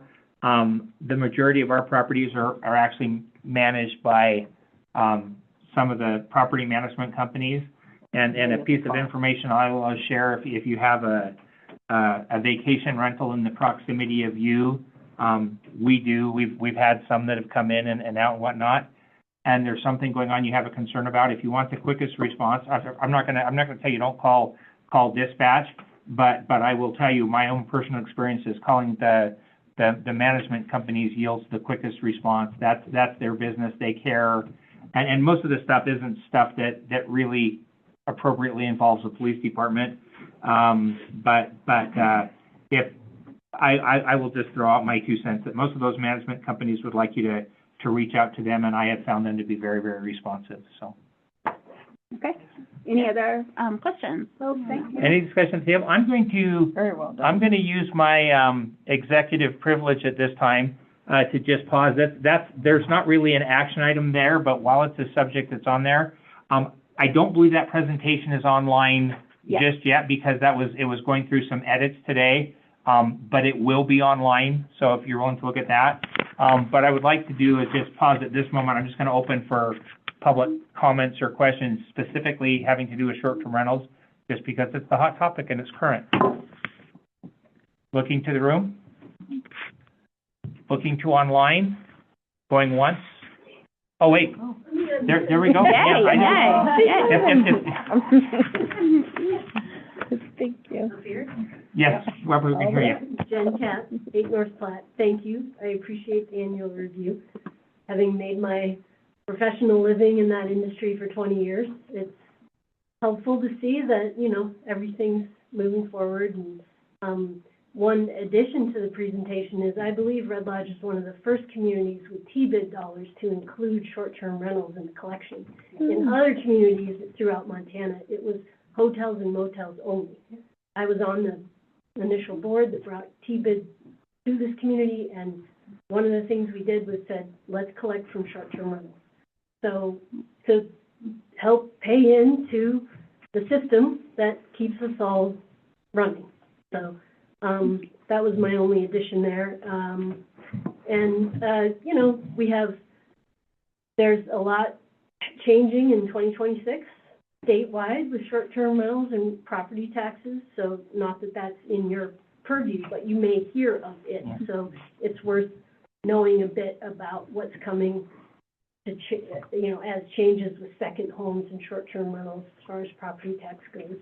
It's a very, there aren't a whole lot of answers out there right now, as I've been finding, because I've been in contact with Brad Barker, with our local revenue office, so it's kind of ambiguous right now, but everybody's trying to figure out how it's going to come down in 2026. So, but I just thank you for your attention to the STRs and whatnot. Thank you. I will add some anecdotal information because that was one of the questions. So first off, just on that subject of property taxes, the amount the city gets has not changed at all. It's still, there's a formula. Actually, that's not a completely true statement because they changed the formula that allows so the amount the city gets is, up until this point, has been 1/2 the average rate of inflation over the last 3 years. What is changing with the new system is not do we collect more or do we collect less, but here's the block of money we need, who pays for it? Here's primary homeowners, here's secondary homeowners, et cetera. So what's happening is those lines move around in. We had a question as kind of what was going to happen because and it's not just that if it's a vacation rental, you pay a higher tax rate, but if it is not a primary resident for 7 months out of the year, you pay a higher tax rate. There was a question, was it going to take people to convert short-term rentals into long-term rentals? So far, anecdotally, what appears to be happening is people that were not using their homes as vacation rentals, there's a lot of them that don't convert over because that property isn't an income property. That property is where they're going to retire to, or they live in Billings and they come here on weekends, or their family gets together. And so those families aren't converting those properties into long-term rentals. What they are doing is starting to ask questions and looking into starting to offer those homes as vacation rentals just to help cover some of that additional tax burden. Which is so like we've been to Jen's point, we've been playing a little bit of a wait and see, but it's interesting to see that that's kind of the twist that that's taking. So, all right, going once, twice.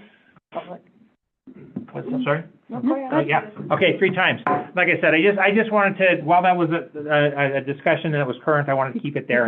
And we're already a half hour past where we try to shoot to be through the business, so I appreciate your patience. I will entertain a motion for Resolution 3727.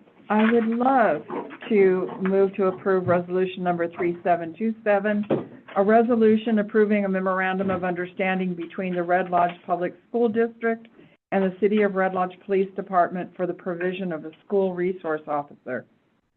Second. Is that you? I have a motion from Councilmember Conley and a second, I believe, was Councilmember Daniels. Yeah. Discussion at the table. My only question throughout all of this is year 4, and just to verify that we will be able to uphold through the budget process our commitment to that officer in year 4 when the grant is low. So it's worth noting this grant is a 3-year funding grant. It's a diminishing 3-year funding grant, but it is a 4-year commitment. And so what Councilmember Ronning is referring to is how are we doing? And so when this conversation started, what we had proposed to the school district is they were using the officer 75% of the time. We would, and we would use it 25% of the time, that is how we would split the cost of that. The district has come back and with a lower number and actually wanted a consistent number rather than one that changed year to year because of the grant funding. But the short version is we looked forward with how we built that in. Lonnie looked into that and came back, and don't let me speak out of place, but said we're gonna be all right. We're gonna be able to make it work. Okay. So having said that, I don't want that to take away from discussions we will be having in the next year about our general revenue situation. Our public health and safety, specifically police and fire, are far and above the lion's share of what we collect in property taxes. All of our other utilities and all those sort of things are all covered by utility fees. But there is going to be some conversations that we're going to have next year about how we set the city up for success in the future. And it's going to involve some conversations about raising taxes, whether that's done directly, whether that's done by annexing into the fire district. Those are some conversations we'll get into more in the new year, but I'll just throw that conversation out here so that there's not people who were here and said, oh, we were going to be good, why are we going to have to change and address it? And we'll get into those conversations further, but I think it's always fair, like I said, to be as upfront as we can with all information as best we have information to. So, any other discussion at the table? Councilmember Tupin. Yay. On that note, the one request I do have is maybe an annual review of how the process is going, both from the school district as well as from the police department.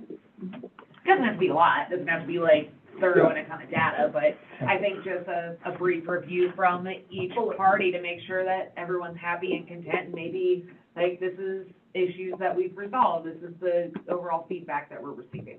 Certainly, sir, if I may.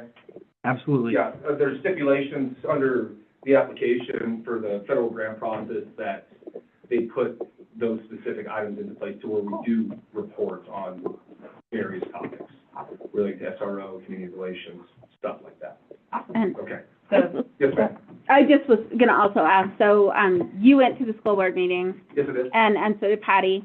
The school board is willing to make that 4-year commitment if we are.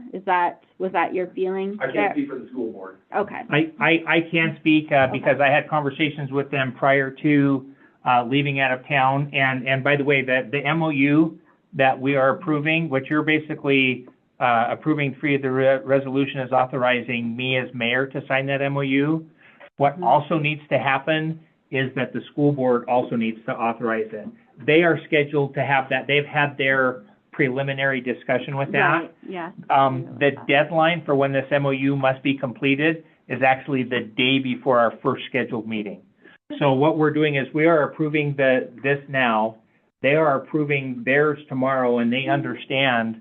The reality is if they come up or have some concerns and say no, this may not go through. But I will certainly be able to rest at nights knowing that we as a municipality have done everything we can over the last year to chase down additional resources and to make this work. But it is my expectation from talking to them both before and after they had their work session where they talked about it, and then their scheduled action meeting is tomorrow. Okay. And the reason we're doing this before they've already signed off on it is just a matter of timing. It doesn't matter which party signs it first.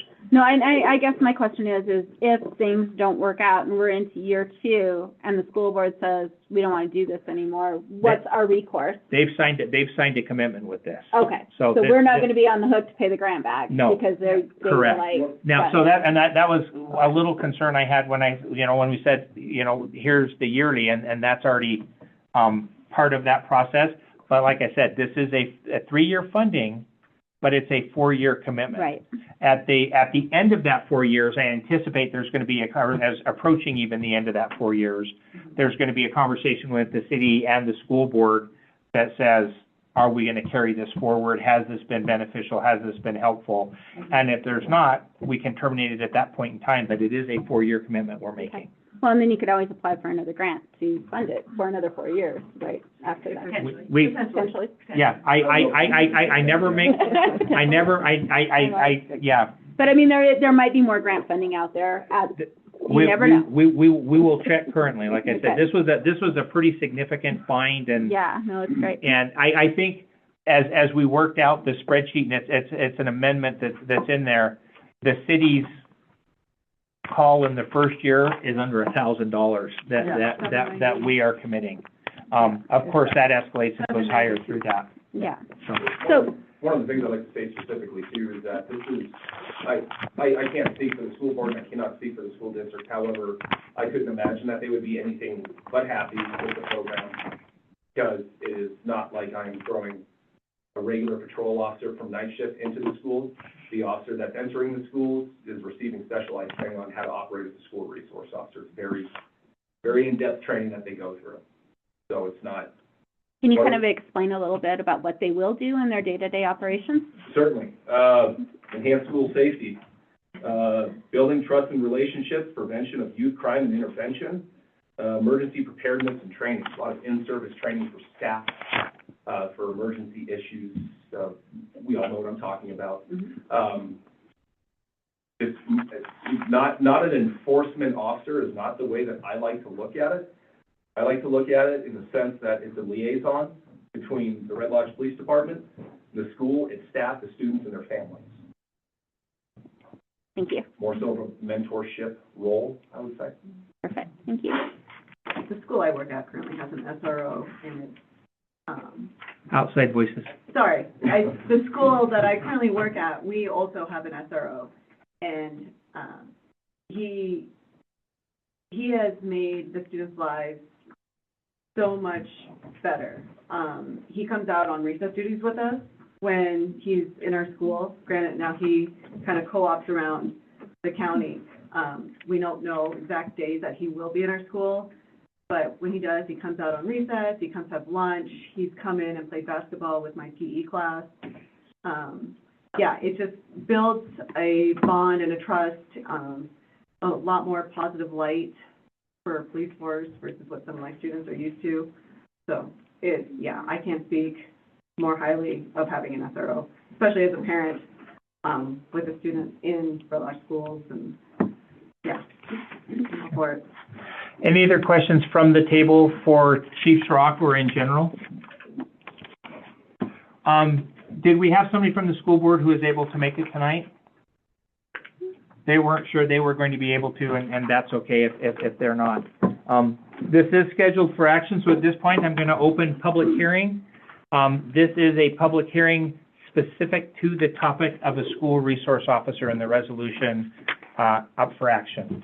Go ahead and opening the public comment. Looking to the room. Seeing nothing, I'm looking online. Becky's Becky's up. Please move your way forward. I just want to say, sorry, Becky Van Horn. I just want to say I did tell you guys last meeting about how important having a school resource officer would be. Somebody I knew was killed in a school shooting. So actually 2 people I know have 2 separate situations, nowhere near here.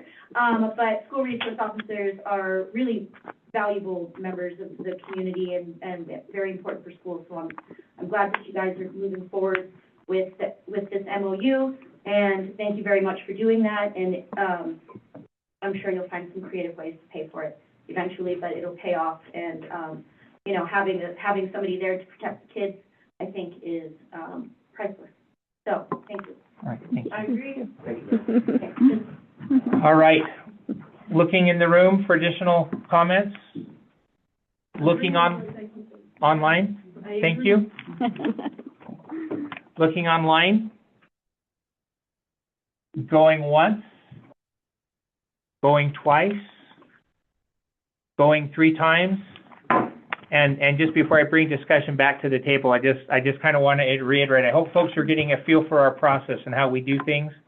Sometimes it seems a little tedious to stop for each action item and give people an opportunity to comment on that, but that's how we do things, that's how we have always done things, and it's how we will keep doing things. So thank you. With that, I'll bring discussion back to the table. Any further discussion regarding the SRO? Councilmember Conley. I would really like to thank Chief Schrock for his dedication on trying to find a SRO. I know for the 2 years that I've sat on public health and safety, it's been one of his priorities. And for Janae to actually get the classes to write the grant, get the grant, and she's the one who wrote this lovely 9-page MOU that meets the federal requirements of the grant. And so they really deserve all the credit. Huge. Yeah, her help has been valuable. I will just say I think it's a great addition to our schools. So thank you for your comments and your expertise on the topic. I appreciate it. I appreciate it. All right, any further discussion at the table? Hearing none, can I get a roll call, please? Conley? Yes. Daniel? Yes. Davis? Yes. Ronnie? Yes. Rude? Yes. Tupin? Yes. 6-0, the motion passes. I will make sure that information is relayed on to the school board, and we will wait to see. I anticipate that they will come back from their side based on all the conversations that have happened. And with that, that concludes the action portion of our meeting. For those of you who've been attending these meetings, you'll see that sometimes we refer to that as what's called above the fold. What we're going to do now is go into basically a council work session. This is where council talks about the stuff that they are working on, and you may hear us colloquially refer to it as below the fold. If you take your agenda and fold it in half, you'll see that the top half is the kind of like on the newspaper, they had above the fold and below the fold. So the below the fold is where we talk about things that we're working on, and things always go through, I shouldn't say that. Most of the time, things go through a council work session before they do action, and anytime they have not had a full-blown discussion here, if you look at the water PER system, you'll see a funky little double cross right there. That's something that we've called out as this is something that's kind of getting fast-tracked.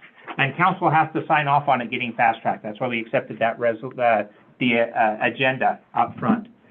With that, our meetings by ordinance also end but at 8 o'clock unless there is a motion to extend that. So I'm going to ask the committee chairs to keep that in mind with their presentations and keep them as appropriate. And I'd like to leave some time for public comment at the end without necessarily have to have a motion to extend the meeting. So we will start with public health and safety, and with that, I will look to Committee Chair Conley for an update. Yes, we talked about approving the MOU for the school resource officer, and Chief Schrock recognized Danae's work on it, which was super cool. We had Aaron Cross, who's the Carbon County Public Health Director, at our meeting discussing parks and tobacco and vaping use. This is an ordinance and a resolution that we've been working on, and we're at the point now that we're going to roll it over to 2026. So at the end of our meeting, we just went over the priorities that we hadn't quite finished in my time zone. So we're going to be looking at a snow ordinance. We're going to be looking at the smoking on city-owned land, fire, and speeding on Hauser near the Children's Center, and clearing snow from the community sidewalk. So that's going to be on tap for probably the first meeting or two when I'm not here. Any questions from the table for public health and safety? All right, hearing none, and again, just a thank you to Sandy for heading up that committee. Next is admin and finance, and for that I'll look to Committee Chair Ronning. Okay, well, we're just gonna go right to ordinance number 907 and ordinance number 963. We've been working on these in tandem. And so, Chelsea, Sure. Well, you're the one. Do you want to share your screen with the ordinances, or? On my screen, but I think what we can do, for this specifically is we do have this in the packet. What we'll do is send out the most updated version of 963. We did not make any changes to 907 today. We did make a few, mostly grammar edits, and just additional language, nothing that changed context of 963 today, but we'll send out the most updated version to City Council, specifically just to kind of give a little bit of perspective of what these were for. 907 is our business registration. We've been working on this for about 2 years. Specifically, literally. Specifically, the intent of it was we needed to remove licensing and have it read Meaning the word licensing, yeah. Correct. The word licensing to read registration throughout the document. And then there was also some edits that were requested from our city clerks to make it more clear of what their process will be in the backside when issuing out registration. So we, between the city clerks, the attorney, as well as our board or our standing committee, we put a lot of effort into that, just trying to make it very clear and easy for both the general public as well as city staff to be able to issue out registrations. as well as answer any of those questions. And then also in that process, Act 963, which we've spoken of a little bit earlier this evening, the short-term rental ordinance was put into place back in 2022? Yes. 23? 23, yeah. 23. When that happened, there were still some loose ends that were not covered within that ordinance, so we specifically went in to kind of clean up, again, some of that process, how registrations would work from the city level, what kind of requirements would be in place, and then also revisited the categories to include temporary and on-site managed properties for the exemptions. So specifically, if you live there and want to rent your home for less than 60 days, have it marketed for less than 60 days, you would be exempt, as well as if you have an on-site 24 hours a day management, which that would basically be a front desk. It was really to address Chateau Rouge, which is now, because we've waited so long, no longer much of an issue. No. But that being said, I think it's still something that But, stands. and we went back, we did this because, on the on-site managed, the whole reason for the short-term rental ordinance was public health and safety. And if you have someone on-site 24 hours a day when you have guests, it's no different than if it's your home and you're renting out a room. So, you know, there's someone there that they can go to or that you can go to. So we felt that there was room for that type of situation. Yep. You know, if you want to hire someone 24 hours a day to be there, then you're... Then, yeah, you can You'll be operate exempt. without, you can be exempt from a cap. Which again, we are still at 10%, not feeling any pressure. Soon we're gonna come close to that. But that being said, we just wanted to make sure that that was secure. But more so, would like to see this above the fold at our first meeting in January. This will give plenty of time for the council to review over the next 5 weeks. Again, we don't intend on making any additional changes to those documents except for what has been mentioned, and we'll have that sent out over to Lonnie. And these are ordinances, so they will require 2 readings in the new year anyway. Yep. Is it council's pleasure that these move forward to the action section? Yeah. Okay. And I do want to just say, the temporary short-term rental that Chelsea's talking about, it's very strict guidelines. And this is specifically for, it's your primary home and you want to rent it out because you don't want to be here the month of July because you can't stand the 20,000 people that show up. So, you know, that type of situation where you want to rent your home out while you're gone. Or you really just can't stand Winter. December and January. Yeah. We didn't want to take away primary homeowners' right to rent their home on a short-term basis. And also to capitalize on, instead of having vacant homes, we want to keep our homes full and full of life, and again, generate revenue for the city when possible. So those were some of the theories behind it. And that was a class that hadn't been really addressed. Yeah. And So we added it. And to clarify as well, all of these parties, no matter what type of registration you have, you still have to meet the same criteria in terms of public health and safety. And so this, I think, helps give people the opportunity and incentives to actually register, as well as maintaining their home in the safest way possible. So we will move those to the action items section of the agenda at the next meeting. Is there any other questions for the admin and finance committee from the table? So the 907 ordinance and 963, the 907 is separate for any type of businesses, right? Correct. Not directly Correct. related just to short-term rentals. And before, they kind of intermingled in a weird way, and so we had to separate those out, but then we pushed them back together, then we separated them out again. There's a reason. That's why it's been 2 years. Okay. They've been unmingled. Yeah, so they work Okay. in concert together, Okay. but realistically, we want, And the goal is to pass both of them at the same time. yeah. Okay. Because they do intermingle a little bit. Yeah, end of the day, they both have to be pushed forward and they both have to pass. Or like, they both have to be in place, to make sure that people are being accounted for correctly, and that our registrations are legal and all of those types of people, so. Yeah, I was wondering about the temporary vendor sponsor, because I can see how that relates to the Chateau, but other businesses sponsoring Oh, yeah. many other And that's actually businesses. different from Chateau. So the Okay. temporary vendor sponsorship, that is another way that we, wanted to eliminate red tape and make it easier for folks who are coming down here temporarily, whether it's for events or a short period of time to come and do business. Specifically, events is what we're really leaning into, to where now they can have someone sponsor them and handle the resort taxes and essentially be their umbrella business. So it allows people to come down here without 6 months later being like, you didn't pay your $20 in resort tax.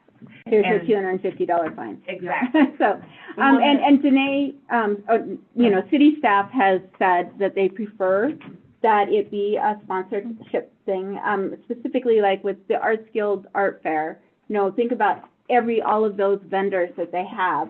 And the Arts Guild actually takes on that. Make them do the overhead. Yeah, they take on the sponsorship. They go under their business license.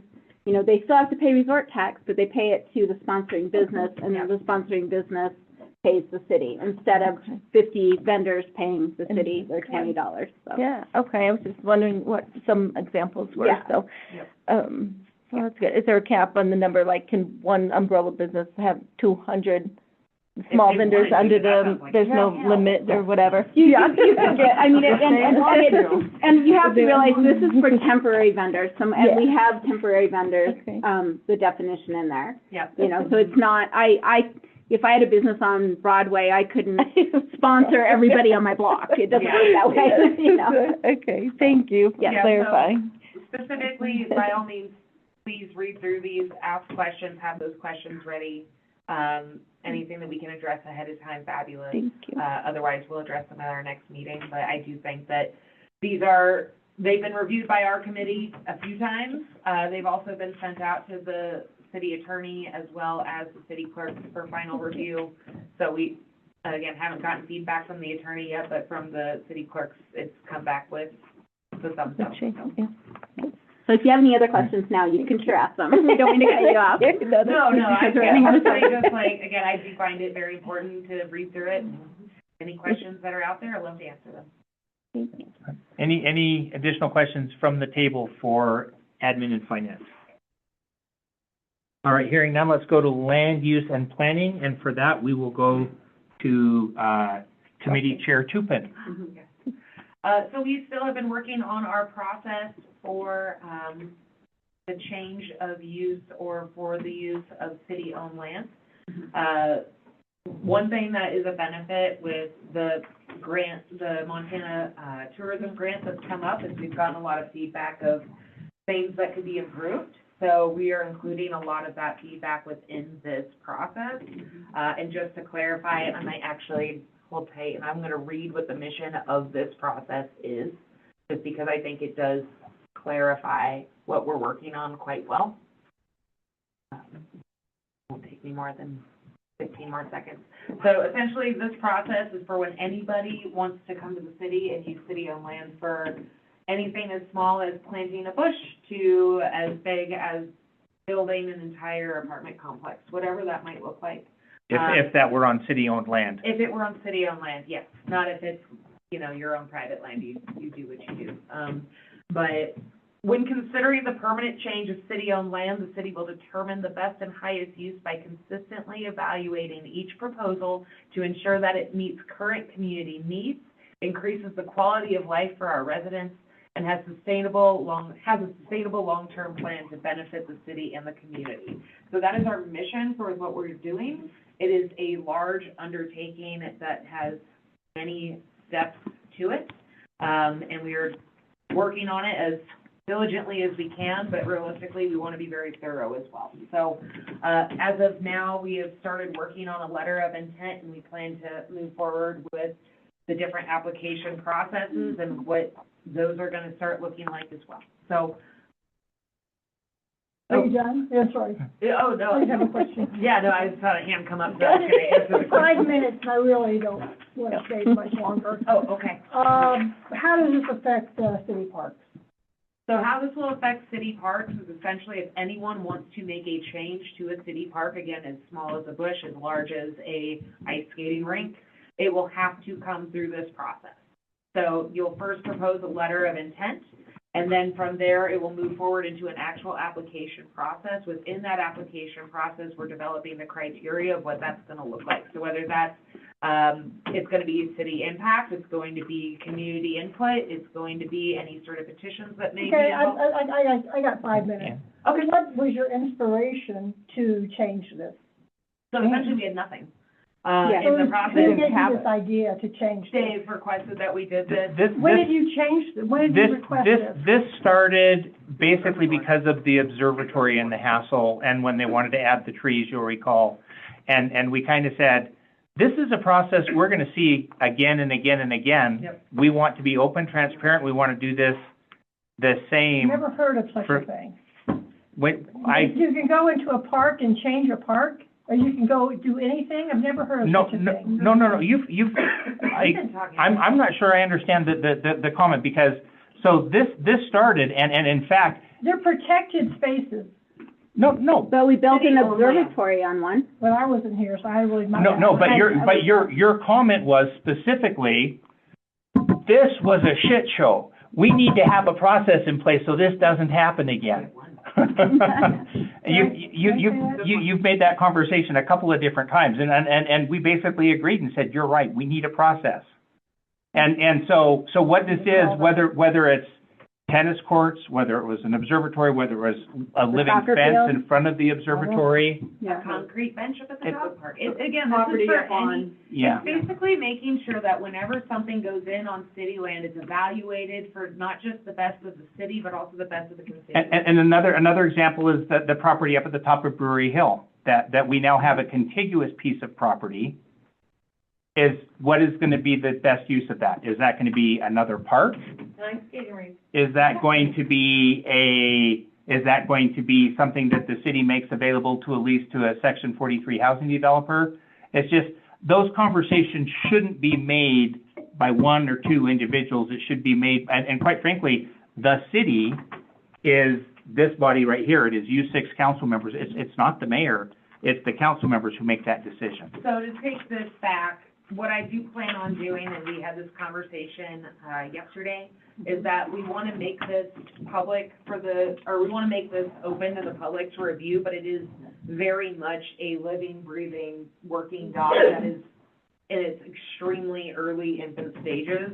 I believe that was in the packet last time or 2 times ago already. I think it may have been 2 times The ago, draft? but what our intention is going to be is providing an updated copy every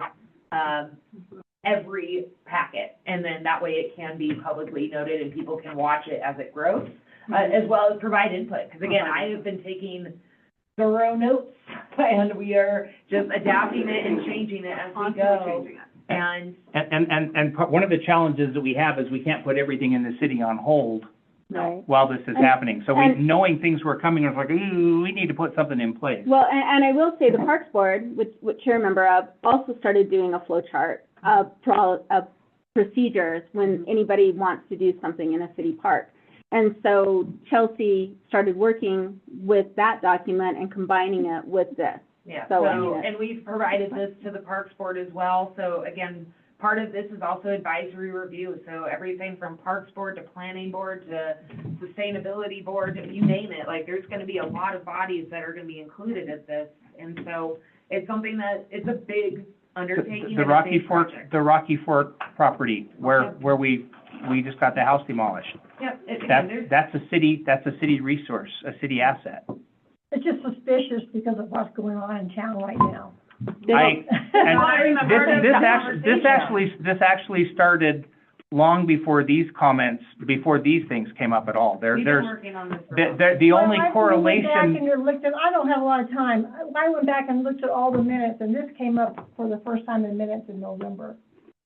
I went back and- In council minutes, but in land use and planning, we've been working on this since March. Well, okay. and Parks Board had By the way, it I've never 6 months or said so. shit show at this table. I said it to someone in this, visiting City Hall, and I didn't know that whatever I said was reported back to you. No, but there's been a couple of times when you've said this was a bad process. We need to make sure this doesn't happen again. It is 7:59. Do we want to Okay. extend? I will entertain a motion to extend the meeting because I do not want to have public comment feel like it is stymied. I move to extend the meeting 15 minutes. I'll second. To 8:15. 8:15. Okay. I have a motion from Councilmember Ronning, a second from Councilmember, or excuse me, a motion from Councilmember Conley, a second from Councilmember Daniels to extend to 8:15. Discussion at the table? Roll call vote, please. Conley? Yes. Daniel? Yes. Davis? Yes. Ronnie? Yes. Ruth? Yeah. Tupin? Yes. 6-0, motion to extend the meeting passes. Thank you. All right, back to you, Committee Chair Tupin. So, in other words, I do plan on having this available for folks to look at, and people are more than welcome to and encouraged to, one, participate in the land use and planning meetings, as well as provide their feedback whenever they feel fit. So, It is a working document, so. it is very much a working Keep document. that in mind. It's mostly a lot of notes at this point, and again, as more things come up, more things keep getting added, but we really are trying to be thorough, and we're trying to provide a lot of opportunity for public input throughout the entire process. And I think as you go back, and I don't know the specific timelines, but I would go back and look at the meetings where we were talking about the living fence up at the observatory, because that's where it was like, we need to do this in a way that's repeatable and scalable. So. I started it in May, and I was part of those conversations with the living fence right when I first started. Oh, okay. All right, any other questions for land use and planning from the table? All right, hearing none, Public Works? Yes. And for that, we will go to Committee Chair Ronning. Okay, I just want to talk, I'm not going to go into too much detail, but we do have the Red Lodge Sidewalk Improvement Program that we've been working on. And with this, we have $50,000 currently budgeted out of resort tax. And what it is, it's a 50-50 cost share program for citizens to rebuild their sidewalks. And the city will pay up to $10,000 per project for that repair. So there's some criteria. It was in the packet. There's some criteria there. It's for sidewalk replacement. It's for residential and commercial properties. And then there's also a cost share, where the city staff is willing to An additional benefit, not a cost share. Yeah, not a cost share, but an additional benefit. I'm sorry, it's late. It's my bedtime. No. Additional benefit where the city, if they staff, if they have time, is willing to go out and help with demo and hauling off debris of the existing sidewalk. We're really excited to be able to offer this. Of course, council will have to approve it first, but we have a lot of really bad sidewalks in Red Lodge, and this is a way for citizens whose responsibility is to maintain and replace those sidewalks to be able to afford to do so. Hope get more of them replaced. Yes. We would like this above the fold, so please tell me now if you have any questions or concerns on this, or...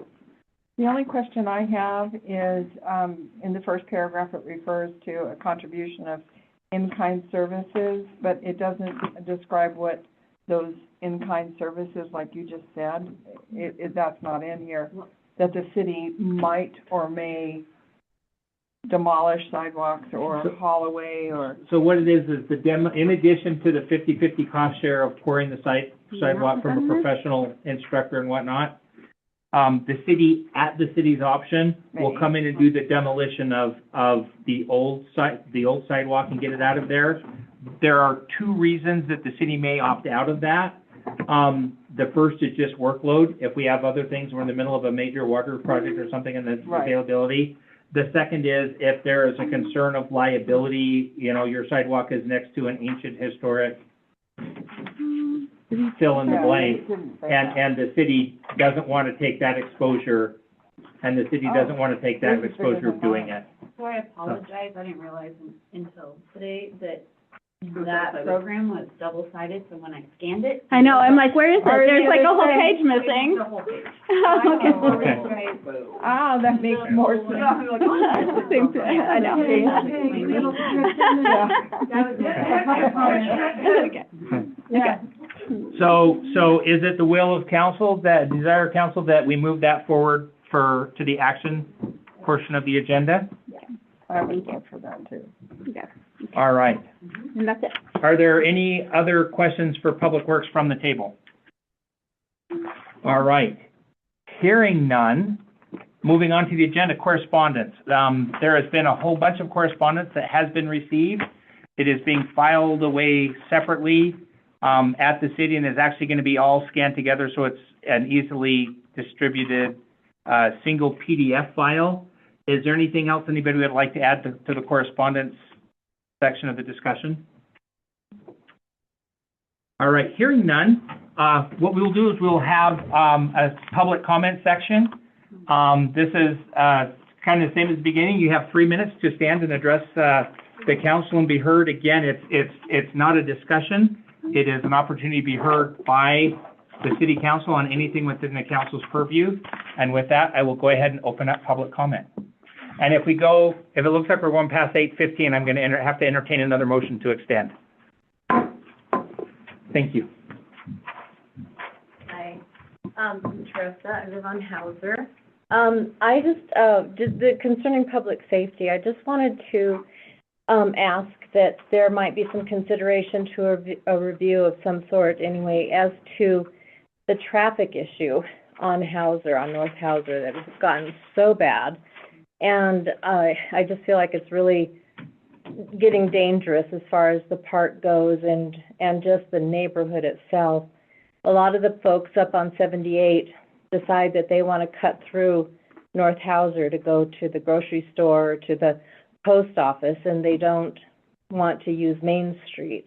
And I feel like I'm living on Main Street now, being on Hauser. I mean, there is so much traffic, it's just ridiculous. I mean, if there could be even a meter across the road just so that the city can understand how much traffic is on that street now and what we could possibly do to address those problems.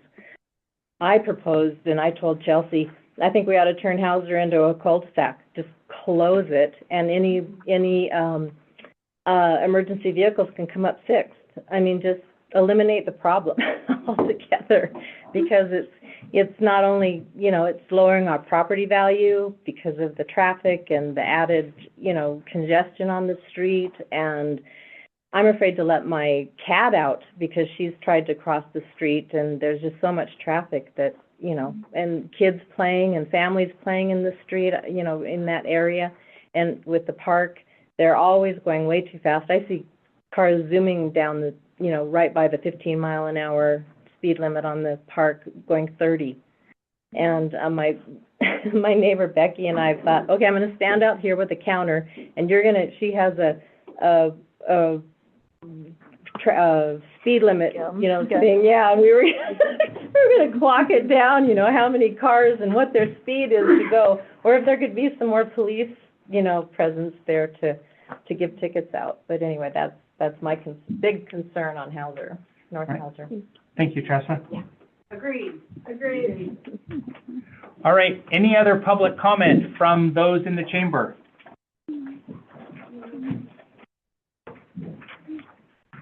Keep it that. Becky Van Horn, reading a letter from Craig Bachman, addressed to the City Council. My name is Craig Bachman. My wife is Leslie Bachman. We have been Red Lodge residents for the past 25 years, with several other family members having lived in Red Lodge since the 1950s. We live up the hill from the current park. I first learned about revisions to the park in an article in the Carbon County News. I was disappointed that nobody from the city and others listed above have not contacted the area residents to discuss this proposed project. The current park serves several types of uses throughout the entire year. Why construct a permanent concrete pad that does away with uses that would be stopped if the area was covered in concrete? Why not construct improvements to skating that would leave the area as grass for the balance of the year? Possibly a better solution for the community is to keep it on the grass using a temporary seasonal commercial-grade portable refrigerated rink versus letting nature freeze the water. This may allow others to enjoy the grass as they see fit during the off-season.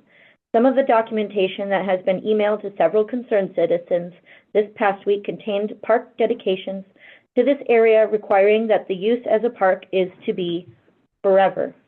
A permanent concrete pad converting this area into to ice skating is taking the area away from being a forever park. I asked the city and its associated groups to consider a portable skating rink system as a solution that best works for all users throughout the year. Sincerely, Craig Bachman. Thank you. Agreed. All right, other comments in the chamber?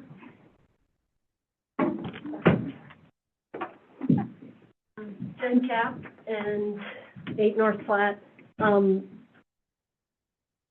living one block off Main Street, I see Platte also becoming more heavily trafficked. Yes, thank you, Chelsea. So, but I don't propose that we make Platte a cul-de-sac. I think that that is not a feasible solution. But, you know, I can understand concerns for increased traffic. I just want to make the point that that's happening throughout the community, not just on one street. As far as the ice rink goes, I'm a skater. I love the idea. I know I'm in the minority tonight, but as far as like the concerns for green space, I trust that that will be discussed and debated. And I realize that we're at the beginning of this process. A lot of the rhetoric I've heard is that, how did this happen? Well, it hasn't happened. And I just, the dissemination of information seems to be just kind of out of control on social media. I do, to address one question that one of the comments that Becky read from a person was that she doesn't see how hockey or how the skating rink could improve tourism. It is a tourism brand. And I do see extending the skate rink, especially seasons like we're having right now, where we're fighting to get snow on there for an opening of December 5th. It's affects lodging throughout town. It affects restaurants, bars, shops, having an extended skating season, not just for hockey, but for recreational skating, for families. I do see that as a boost to tourism and activity that people can do when the hill is not producing the snow and the terrain that attracts skiers throughout the season. Thank you. Right. Thank you. Thank you. Agreed. Comments? Agreed. Other comments from the chamber? This is Kim Hayes. I just want to say I agree. Thanks, registered. I'm going to move to online, but I'm going to those in the chamber first. Sorry. No, there wasn't. No, you come up. There was somebody else who was online talking. So. Hi, I'm Mary. I love you guys. You put up with a lot. Hi, neighbor. I know. I'm up at the golf course. I'm going to try and keep this short and just give you my letter because I wrote another one. But many of you know I came from West Yellowstone, tourist town. I lived in Bozeman. I've worked in Big Sky. I've lived in Livingston. And we aren't those towns. And we're not going to get that kind of tourism in this town. We're Red Lodge, and I want us to stay Red Lodge. You guys know how I feel about changing things, but you know, I've seen firsthand what weather does in West Yellowstone. I mean, there was one year we hardly had any snow. The park regulations, they wouldn't let people go in without guides, and we as a community had to scramble and figure out what we were going to do. And the World Expo, Snowmobile Expo, said, well, we're going to build a cement little amphitheater in your park. We didn't allow it because that was our only big green space in West Yellowstone.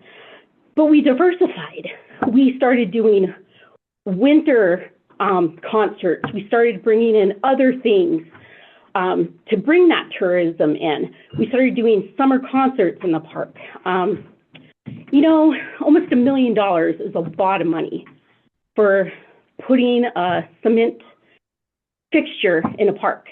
And we have that. We have a cement pad. We can go down the Red Lodge Community Foundation.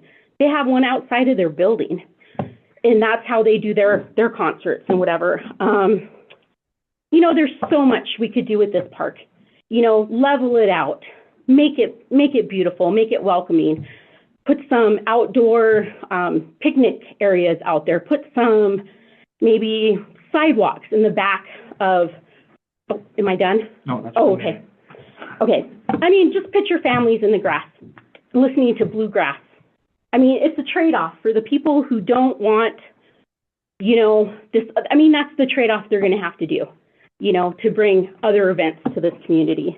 But I think it'll be better than a cement pad. And if the long-term vision is to have an ice rink for the hockey players, let's get behind them and build them one somewhere, you know?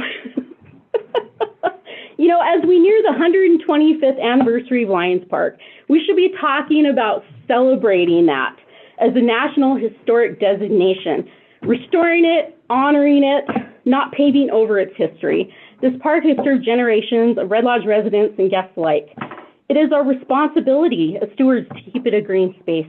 And now I'm going to get dramatic. As I ask you this, as our elected leaders and stewards of this park, when future generations look back, what legacy do you want to leave for Lions Park? A thriving, protected green space that reflects the heart of Red Lodge, or the moment we chose concrete over community? Wow. Thank you, Barry. You're welcome. All right. Looking for public comment from the chambers? Looking online? I just wanted to say I agreed with the other woman. I wasn't trying to interrupt anything. So No, you're good, Kim. Thank you. thank you. All right. Again, I will. Oh, go ahead. Yes, hello. I'm online. Can you hear me? And may I speak? I hear it online. It just says Zoom user. If you would please identify yourself. Yes, I'm sorry. My Zoom isn't set up with my name. My name is Renee Tafoya, and I'm a longtime Red Lodge resident. My family's been in Red Lodge since the 1970s, and our family home is right across from Lions Park, so we do have some skin in the game. And I do want to commend Representative or Council Member Rood for bringing up the issue that the change of use of your land, your park use from park to public, happening at the same time that the Red Lodge Area Community Foundation's grant proposal surprised the community, has made a lot of the community a little bit concerned about where the council stands in regard to this proposal to bring in more winter tourism to Red Lodge. The proposal to pave the Lions Park ice rink was a complete surprise to the people who, to the community. There was not a consultation with any neighboring stakeholders and without a community survey. That the reason that I want to speak up is because my family has lived right across from that park for 30, 40 years now. And that park is not only used in the winter for ice skating. It is well used and well loved all throughout the spring, summer, and fall. And to pave it would be a travesty. So I'm not, none of us who are opposed to the proposal for the ice hockey we're not opposed to the ice hockey at all. We like having them there, but we're opposed to paving the park and removing it from use for everyone else throughout the rest of the year. And so that's my comment. Thank you for listening. Thanks, Renee. Agreed. In the interest of time, I'm going to go ahead and remind everybody, I'm going to go ahead and close the public discussion. I'd like to remind everybody that I do have cards there, and if for some reason they're gone and there's not any there, holler and I will get them for you. Please feel free to reach out. Come to meetings. Like I said, please come talk. This is the process. This is a good thing. This is where better ideas come from, is when differing viewpoints come together. I hate the topic, but I love that people are coming to meetings. Yep. So, with that, if there's no further objections, I'm going to go ahead and adjourn. Merry Christmas! Meeting adjourned. Woo-hoo! Merry Christmas.